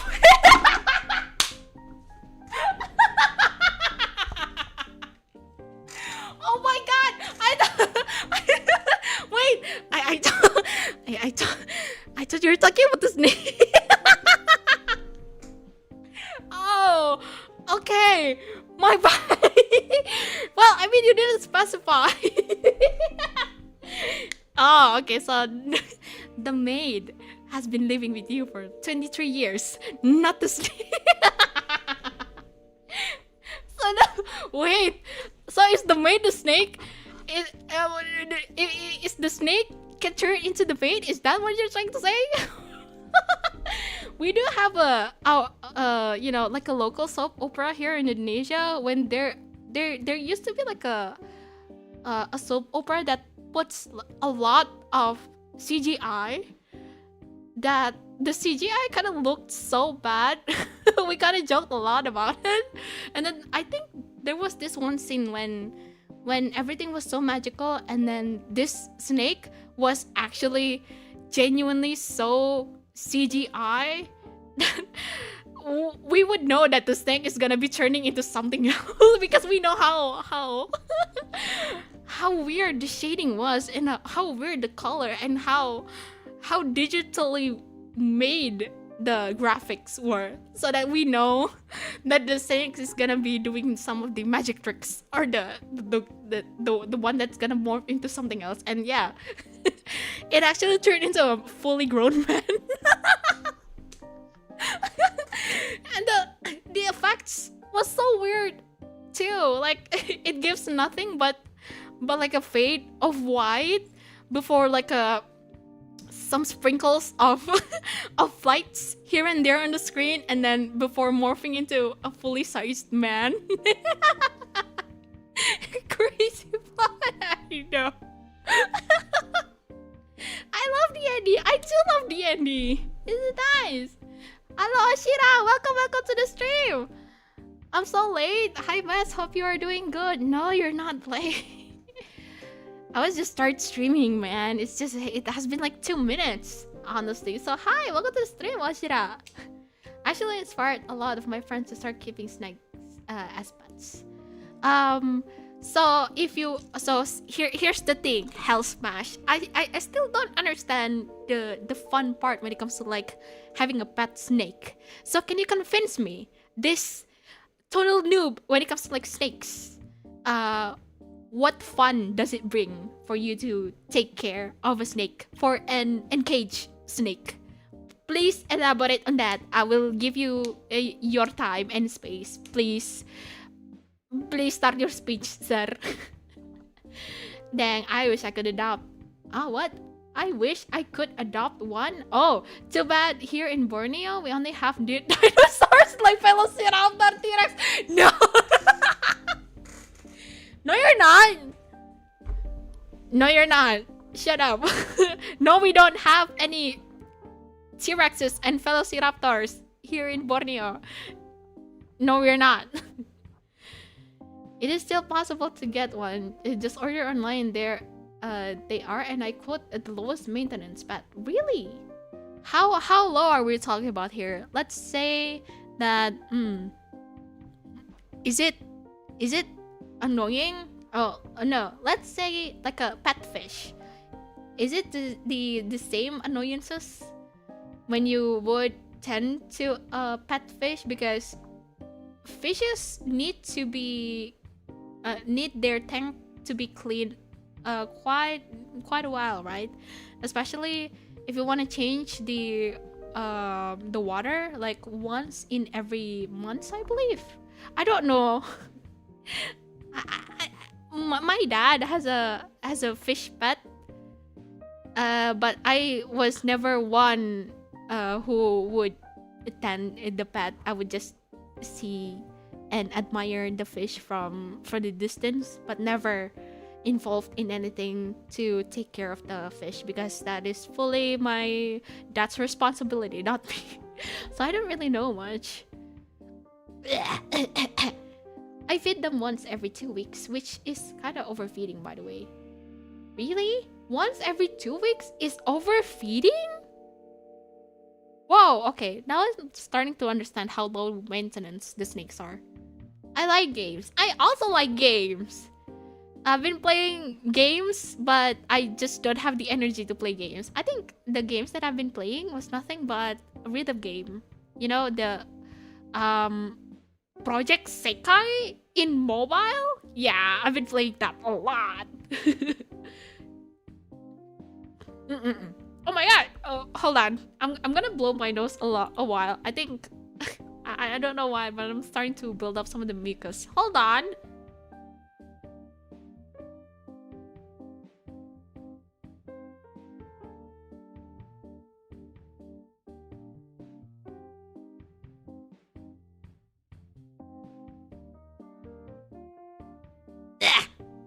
my gosh, that is so weird. I didn't have any mucus when I started the stream. No, at the start of the day, I didn't. I wasn't having any flu or whatever. I was fine this morning. That is so weird. I like Hollow Knight. I beg to differ. I don't really like Hollow Knight. I just don't like how hard they can be. But I am glad that you like hard games. Made me rage one more time than 10 times before beating the game, and more than 20 times from the true ending. Wait, are you talking about the first Hollow Knight or the Silk Song? I didn't know that they have like an multiple endings. A snake can live long until it passes away. I didn't know that. Really? Blizzard gnome snake only grows up to 6 feet and is the starter snake. Oh, I suppose 6 feet is it is a bit small compared to like other snakes, right? 6 feet. What is 6 feet in centimeter? I don't know. I made my mind so the snake is now my Oshi. What the hell? Okay, that took a turn. Oh my god. Oh, okay. The mate is a snake. The mate is a lamia? No, it's not. If you have the budget and want it to be as cute as possible, get the hognose snake. The hell is a hognose snake? Hognose snake. Wait, what? Oh, it's so small. Oh, wow. Wow. That's a very short nose. Pesek. Hidung pesek. It's so small. Ah, it's so tiny. Guys, it's so tiny. Do you want to see? Hognose. Hognose. How do you pronounce that? Hognose. Hold on. Let me download this.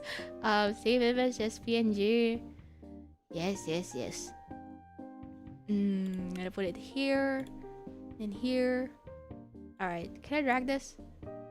This is a hognose snake. It's so small. It's so cute. Look at the nose. It's so snooty and small. And oh my god, so it's so cute.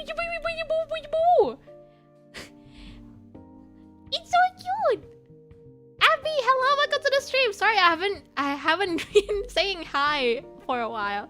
Be happy, hello, welcome to the stream. It's so small. It's so cute. Ah! It makes me wanna go nom on that snake. Oh my god, it's so small. Look at the size of this snake. Okay, now I it's so cute. Ah. Oh no. Is this a brand new poison? Is this a brand new way for me to spend my adult money? Uh-oh, truly. It's so cute. I like it so much. It is so wholesome. It's very polite. I don't know how to say it properly. It's so polite. The snake. I see. It's cute. Yeah. Indosai ass snake. Yeah. I just bought that snake. It's like 4 years old. It's so cute. You should send me your photos, man. That small hognose snake. Oh yeah, for those of you who don't know, I have my own Discord channel. No, Discord server. So if you want to send me some of the pictures or some of the videos that you want me to see, you can do so by sending me with the links in that server. Yes. Yeah. Not me putting a shameless plug in the middle of the stream. I mean, it's my stream. I can do whatever the hell I want. My wife forbade me from keeping a chameleon. She said it was expensive to care for, and I offered her a snake and that was easy to care for. But she still refused. I think she just doesn't want to bother when it comes to like having a pet. You know? I don't really want to say rebel to your wife and start buying the snake in secret and then by that, try to convince her by showing the snake like, oh, how easily maintenance the snake can be. It's not a recommend move, but if you are brave enough and not to be scared of getting to be kicked out from the house, I suppose that is an option, Abby. But no, please don't do that. That's a joke, please. But yeah, that's just my 2 cents. At least it won't die anytime soon. Which one? Is it a snake or is it a... Oh, that's kind of dark. I'm sorry. I'm not supposed to say that. Oh my god. I'm sorry. If you want it to look as goofy as possible, buy the sand boa. Okay, how does it look? Sand boa?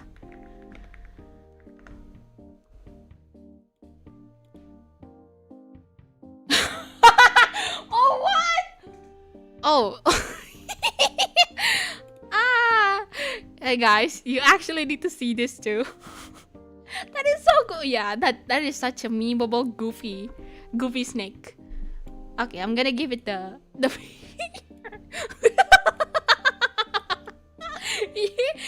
you know, the face is so goofy that you can actually literally make up the voice in your head of what the snake would look like. Guys, I think the toilet behind me is starting to leak. I think we need to call the plumber maintenance in the house. I'm sorry, guys. I think it was me. I eat a very bad taco and then I pooped too hard, guys. It's okay. I will pay for the maintenance prices. I'm very sorry. It's so cute. It's cute. It's goofy. Oh my! I couldn't stop looking at the way. It's so goofy. Guys. Yeah. So I accidentally stole your wife. I'm very sorry about it. I think I drank too hard and then say a lot of flirty things to your wife, and then she ended up wanting to sleep with me. I'm very sorry.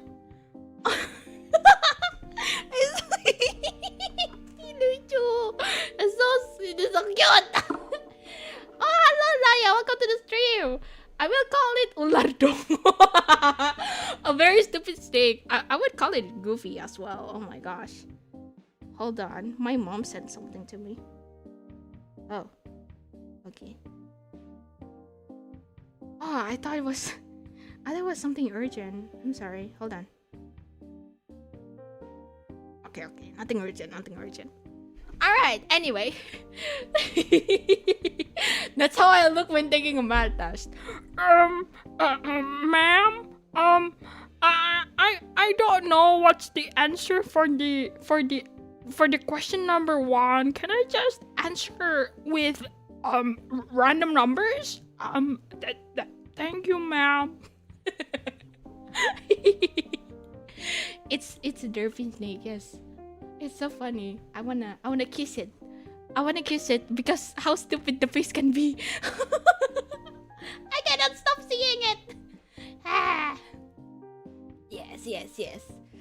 Okay. I'm lonely. I struggle with it when I watch movies, anime. It's true. I kinda do that along.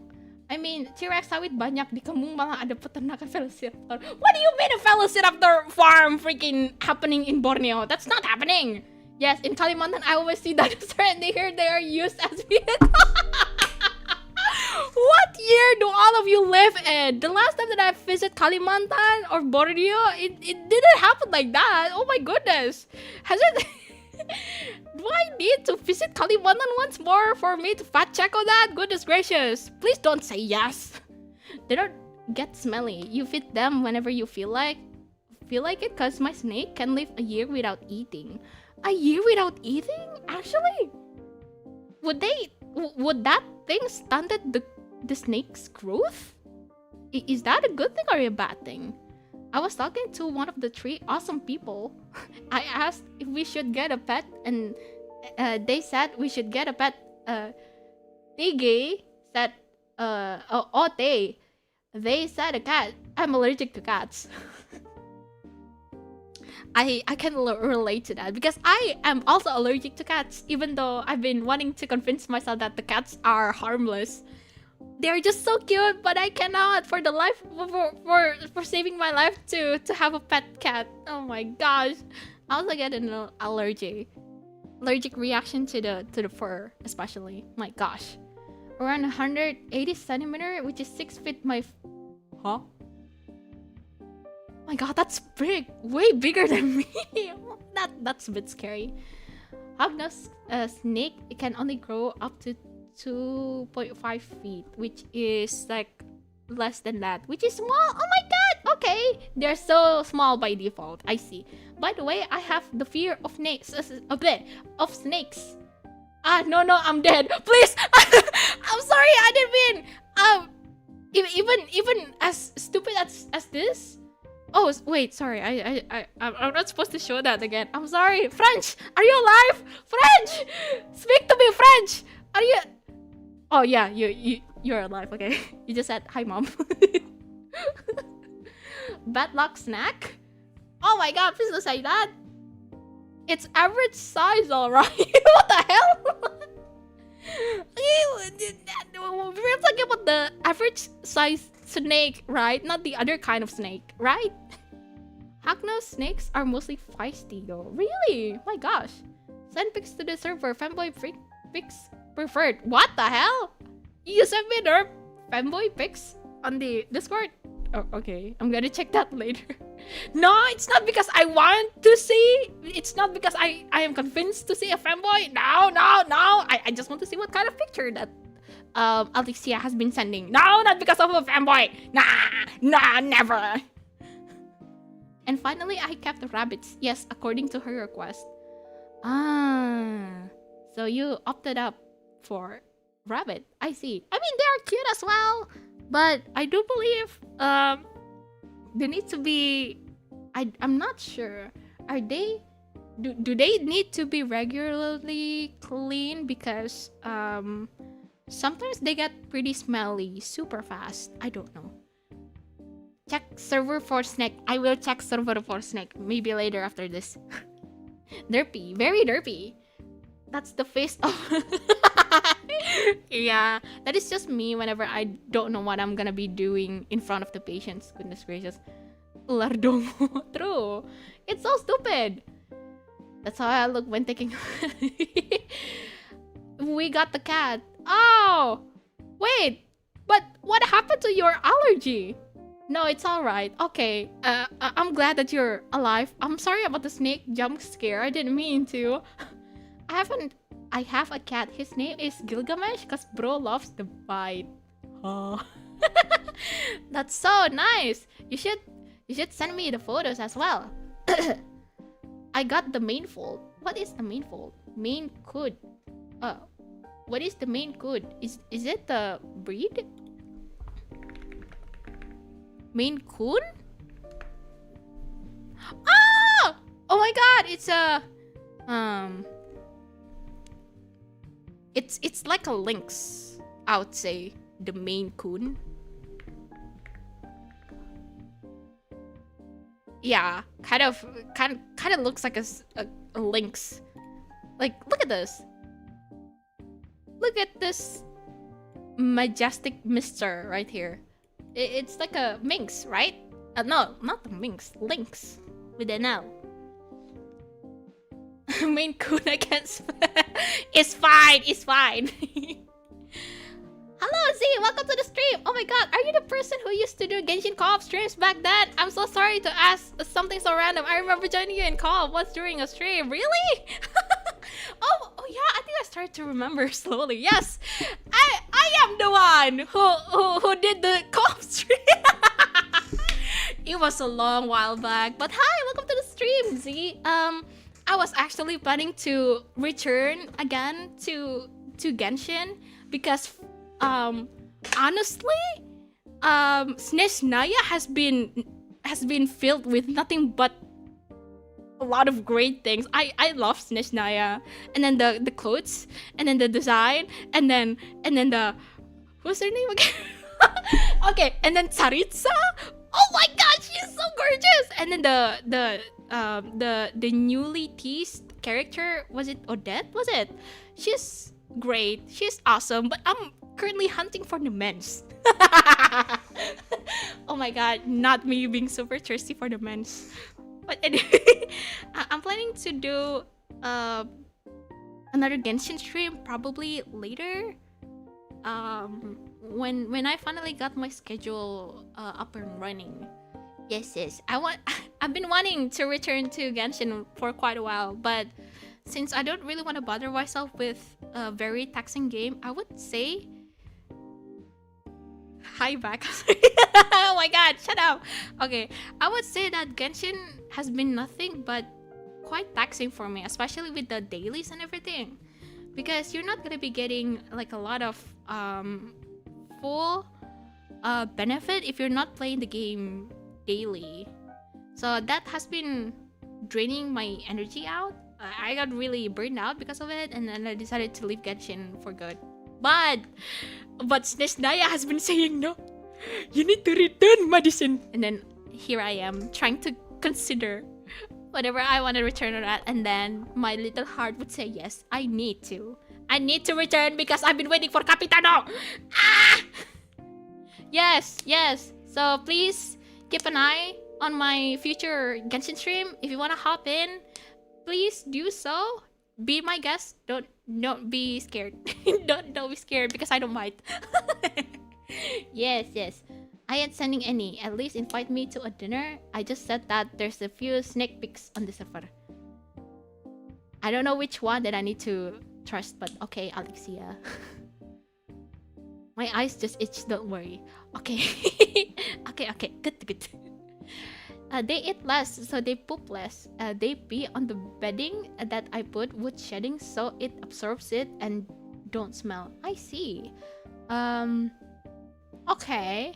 I'm starting to believe how easy it is to take care of a snake. Maybe if I'm rich enough for me to be able to buy myself a snake, maybe I would reconsider. I've been wanting to have a pet for a while, but having the furry pets are like a big no-nos for me because I have a severe allergy to those furs, like dogs, cats, and then bunnies, hamsters, guinea pig along with that, which is sad. And then some good viewer would recommend me to take care of a Sphinx cat, which I don't like. Like, oh my god, that wrinkly skin kind of makes me think about weird things, which is no. I'm not gonna be pulling a lot of hate. No, it's not some form of hate towards the Sphinx cat. It's more of like I just don't like the look. I don't like how wrinkly their skins can be, so no. That's the resemblance I see. Yes, it is the same, right? Lynx and this Maine Coon, which is cute. Yes. It's been so long. I remember being so sad when I wasn't able to join your graduation stream and at that time because of a power outage, and I never forgot about it. And I never forgot about since there. Oh my god, English. Okay. I need to calm down. I am calm. Okay. Oh my god, it's been so long. I remember being so sad when I wasn't able to join your grad stream and at that time because of a power outage, and I never forgot about it since. Really? Oh my god, Z, that is so wholesome. I've been here, but it's just me wanting to rearrange myself before I have the enough will and amount of energy for me to start streaming again. And then yeah, thankfully that time has happened and I am here streaming again in a different persona, I suppose. But yes, hi, thank you for the wait. Sorry for leaving so abruptly. But I am hoping that you're gonna be enjoying your stay here, even though that I'm not gonna be playing Genshin quite a lot like I used to be. But yes, I hope you still enjoy staying here and chill with me and everything else. Yes, yes, yes, yes. I am back. Stop it. I'm looking forward to your Genshin stream then. And yes, Nesnaya is super cool. I really want to go back. Yes. It's been a while. I think I left Genshin for good when they announced Natlan, and I suddenly realized that Natlan is just super big, and then I was really fatigued to finish like the other two not countries, regions before that. Like I wanted to finish Fontaine, but I didn't really have the energy to, and then finishing Sumeru was a hard one, especially the Aranara quest. That took a big toll on me, and then the fatigue kind of piles up into me wanting to just quit Genshin for a while, and then the announcement has it back on me because Nesnaya is just so cool. I want to do stream it. I want to stream it again, honestly. Yes, yes, yes. Nice to meet you, by the way, Z. I hope you enjoy your stay here.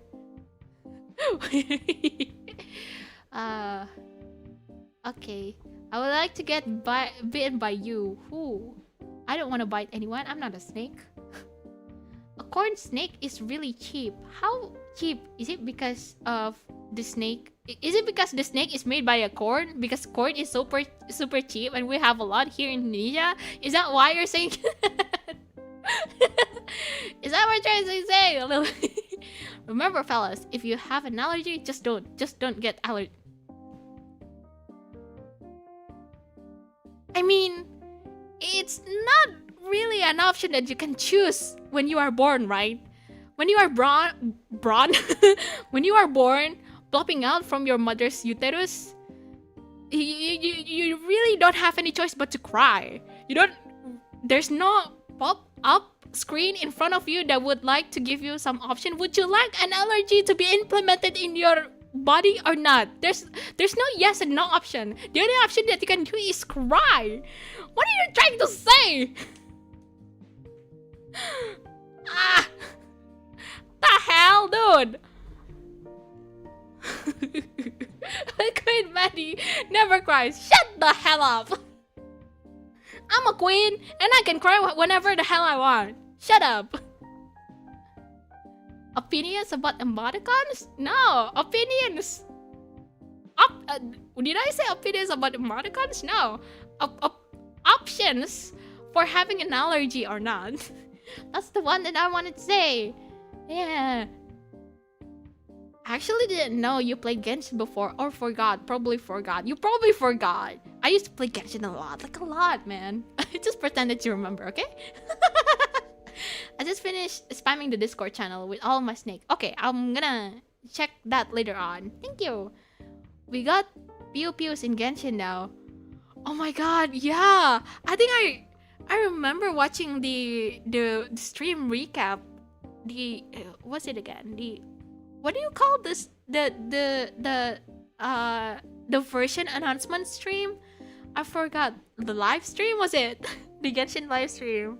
And then I've seen the recap, and then they decided to implement like a third-person shooter game, which is weird. What the hell? Why is that? Is that related to the story or not? I don't know. Why would they implement that into the game? I don't understand. When you used to play Genshin? Yes, I used to play Genshin. Oh wow, I never saw the stream. It's probably a Mandela effect because I don't remember it at all. Oh yeah. I never played any Genshin here. Right, yes, okay. I'm sorry. It was actually my sister that played the Genshin, not me. I'm sorry. Hello, Poopa, welcome to the stream. Yes, now I remember it was actually my sister that played the Genshin stream. Oh yeah, now that I remember correctly. Oh, I'm sorry, I got the two things mixed up. Yeah, Yeah, graduation stream? Me? No, I never did that. This is like my first time streaming, right, guys? There was no past me. No, none like that whatsoever. What the hell? What was that flashing into my mind? Probably nothing. Just a tinge of dream, right, guys? Ha ha ha ha ha ha ha. Yeah. Oh my god. Just kidding. Okay. I've mentioned during the Chasm update quite a long time ago. The recent burnout felt like a job during times, especially getting that damn artifact that I need. Yeah, it is. I think the most thing that contributes to the burnout is actually the game is actually forces you to do the dailies, which is, which is a pain in the ass if you're not logged in daily and trying to do the dailies as well. You're not gonna be getting that sweet primogems that you can use to obtain like a really good characters, especially your favorite characters, which is not good. That actually doesn't apply if you're super rich, which I am not. I don't really want to willingly spend my money, especially in a gacha game, but sometimes you cannot really help it, But still, I'm not rich enough for me to be spending my money carelessly, especially in a gacha game. So yeah, there's that. The reason this name is the Three Idiots is because since the first grade I have been best friend forever with two others. I see. I'm It's always nice to have a friend that always stays a long time with you in your life. So yes, I wish the three of you would do well. Please don't call yourselves idiots. I that's really degrading. I don't like that. No, I mean your opinions about emoticons. Oh, you're asking my opinions about emoticons. Oh, I see. Emoticons. I've been emoting a while.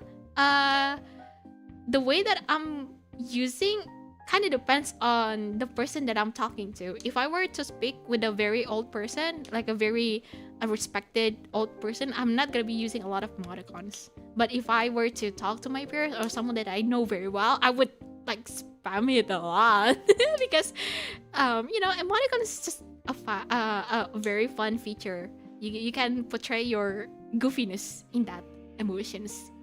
Yes. No, cause I love snakes, but I also breed them and I sell it to people. A corn snake in Ringgit Malaysia range for from 200 and 1,000, and every week that I feed is around, wow, that's a lot. That's a really good profit, honestly. And yes, our grades have been straight A's, but college, I'm doing college still. Our personality is idiotic. It's always nice to be fully yourself. I suppose being idiotic is the way that you are very comfortable with each other, isn't it? Because you're not gonna be fully idiotic if you are in the middle of if you are interacting with a stranger, right? You're gonna be fully proper and polite and everything because they don't know you, and because first impression matters, when you have been best friending for a while, you're not gonna be super careful when it comes to like having a first impression because they know you and you know them. Have you considered playing HSR? Yes, I have, but I have left the game when the who's the name, when Siren was announced, and then I also got burned out from playing HSR. I would say that the story is pretty good and the vibe itself gives a brand new feeling that I was able to play throughout the what's the name of the Emporius? There you go. I was able to play almost entirely the Emporius timeline, but I wasn't able to finish it because work has been piling up. I didn't really have the energy to constantly playing the game. So yeah, I played HSR before, but I'm quitting also. So there you go. Long time no see. Yeah, long time no see. I cannot afford Ringgit Malaysia 200 yeah, the pet alone. It's a lot. I don't really have the luxury to spend a lot of money on that. A net amount of money as well. Flavio, hello, welcome to the stream. I hope you enjoy your stay here. yes. Hello. We're just talking about snakes and having a pet, and then what a nice day it is to have a 3 best friend forevers. Talking about snake, my brother has a snake once, and I was quite close with the snake. We used to watch anime together while I'm sitting behind cashier counter on my brother's pet store. Okay, so is the snake still around? Would you mind asking the snake what kind of anime would the snake would like? What is their favorite anime? Thank you very much. Of course, it was Maddy's sister. Yeah, it was my sister's, guys. It was my sister. I cannot speak. What the hell? I suddenly have a stroke. It was actually my sister who played Genshin and tried to stream. Yeah, it was my sister. Never me. Nuh-uh. But one day the snake just said, "What the hell?" And we don't even know why. Huh? Actually, oh, that's so sad. Okay, never mind about asking the snake. Suka-suka kau. Whatever you say. Okay, whatever. Yeah, okay, fine. I have never encountered my snake dying at all, but I can only think of is water. What happened to water? Is it overhydrating? Is it dehydrating? Is it dehydration or overhydration? Or it can be both. I don't know. The emoticon old people will 100% use. Oh my god, it is so true. My senior attendings would use that whenever we're currently chatting in a WhatsApp or in a chatting platform. They will use nothing but thumbs up emoji. Either a thumbs up emoji or the puntan emoji. I don't know. I don't know how to say it in English. Or the excuse me emoji. Either that, either thumbs up or either this. You know this emoji? You know this emoji? I think us Indonesians would relate. This is the emoji of us wanting to be polite. We use this gesture if we want to greet someone very politely. If you ever been to Bali, you would constantly see some of the locals would greet each other, especially to the foreigners, with this, with that gesture, with praying like a gesture, and we would bow a little bit. You know, that is the polite gesture. Yes. Oh, okay. Even if you don't play HSR anymore, you should definitely check out the new version of Himeko. Oh my god, yes! What role is the new Himeko is actually? I haven't been able to update myself with the latest news, but she looked gorgeous as far as I can remember, but I kind of forgot her roles. What is her role? Is she a sub DPS or something? Sounds like I was pretty. Only gacha game I played was Enfield. Oh, is Enfield good? I've been wanting to start playing the game because, my god, the graphic is so good, and I actually like the mascot of the game. I forgot her name. You know, the dirty blonde cat girl. What's her name again? I forgot. She's so pretty. I like her design, honestly. It's so simple yet so memorable at the same time. I want to be like her. I want to aspire like her. My clothes right now has been filled with nothing but very weird trinkets. If you see right here, it's I mean, it's kind of memorable in a way, but it's just way hard to memorize like directly. So you need to see this for a while for you to be able to remember. You know, not too memorable, not too special, nothing strikes to the eye. Anyway, yes, I wanna aspire like her. I like her design, the cat girl one in Enfield. Pahahuha, shut up. Oh, the snake favorite anime is One Piece and his waifu is Ban. God, that's so stupid. Dehydration, I see. Okay. So the snake, I suppose that kind of applies to human as well. They can too die out of dehydration too. Student emoji. That is so true. Okay. I like romance anime, so I just hug my snake and watch all of them. That is so sweet, man! You can hug your snake. I'm imagining the snake can be hugged like a freaking teddy bear that you can hug too. Oh, that's so cute! He was the main DPS, if I'm not wrong. I see. Okay. So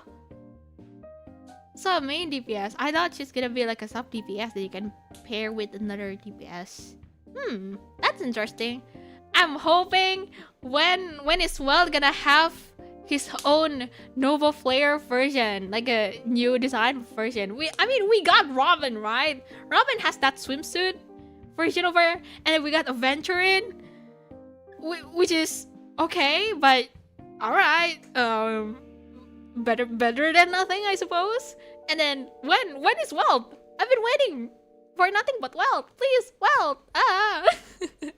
Gotta go. Bye, Hell Smash. Thank you for staying. Yes. Left Genshin after Fontaine drop, and now I'm just stuck with HSR. My favorite theme is Kafka Miyabi. Wait, Miyabi? No, wait. and Shorky. Yeah. Yes, my team as well. Yes. That is it took me a while for me to understand. I didn't know Bennett was a DOT character. I mean, if you think about it, he might be is. DOT in the sense of giving us the fire status to the no, the pyro status to the enemy, and that's it. Sorry, I can't remember things. I have a short-term memory, so you have to repeat things time to time. That's fine. Okay. What was I saying? What was I trying to say? Thank you. Okay, yeah, you're welcome. What are we trying to say again? I also forgot. What are we trying to say? Okay, I think I didn't. Did I? No, I don't. But anyway, yeah. Aven Taufik skin is Aven. Who the fuck is Aven Taufik? It's Aventuri, not Aven Taufik. What the hell is Aven Taufik? Aven Taufik Hidayat. Okay, anyway. Oh my god, look at the time. So currently it's 6:47. And I think I'm gonna call it a day for now. It has been a very fun talkie talk stream. I was actually aiming for a very chill, very anime-like voice me. I was actually hoping for me not to talk with this voice.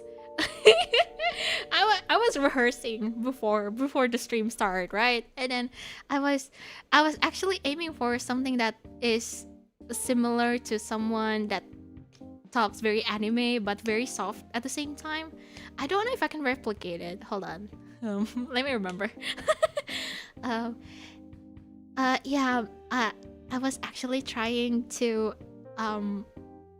convince myself that I am a very calm person, that I wanna talk like this, so there's nothing too brash or nothing too loud in the way that I'm trying to talk like this. But it got the better of me, and then I was defaulting into my own self, which is like this. a little bit loud, a little bit too clackerky. What the hell is clackerky? A little bit too. I don't know the word. I forgot the word. But anyway, yes. That has been the free talk of today. It has been fun. I'm gonna be doing this a lot, but again, I just need to adjust my own schedule, man.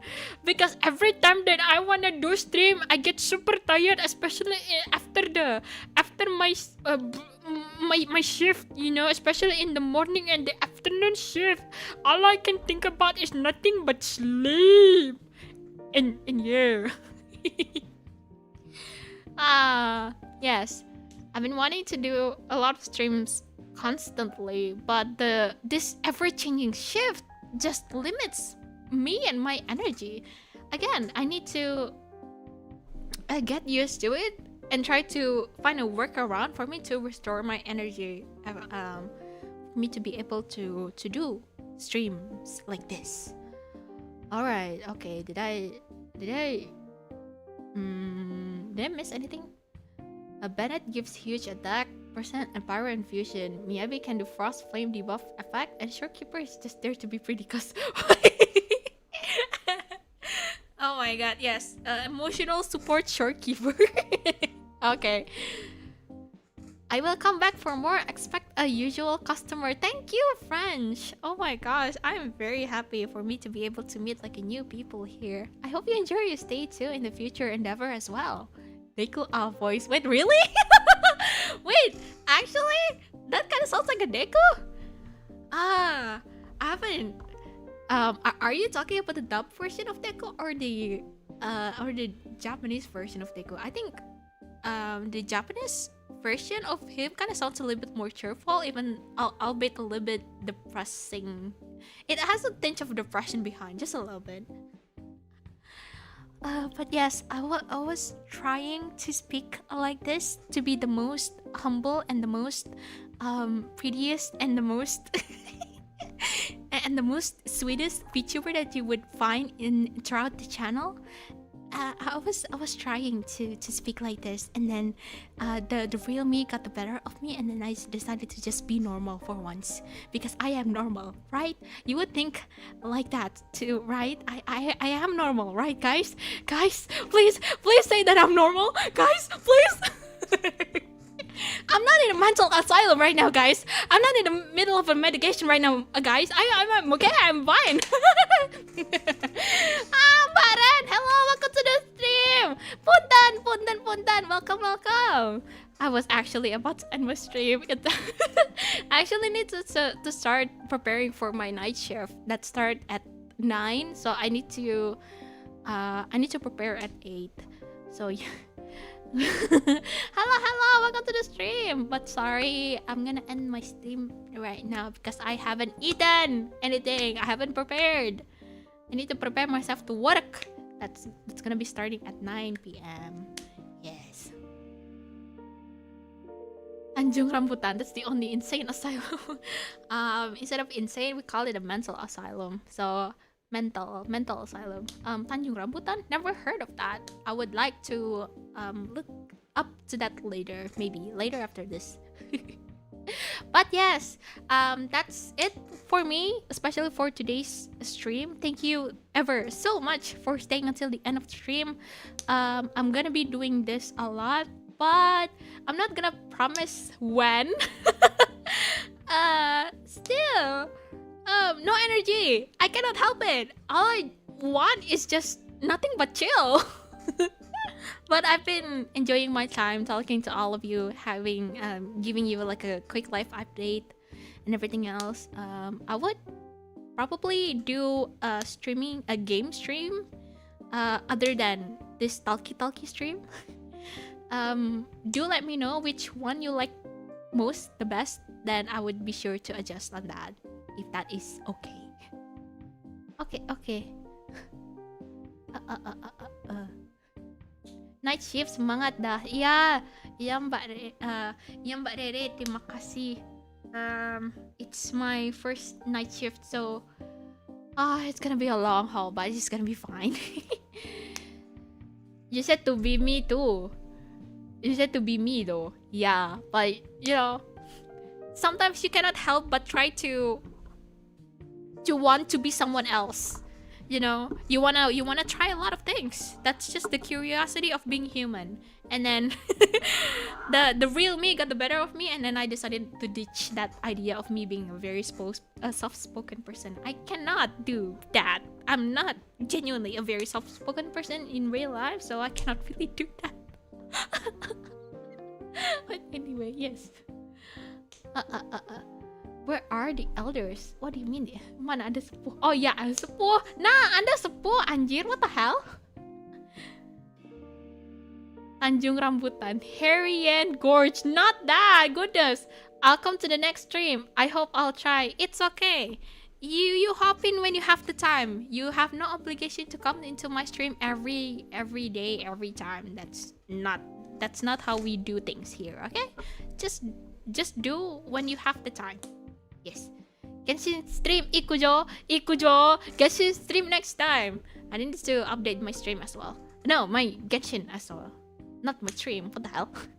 Good luck on the night shift later. Thank you very much, gods.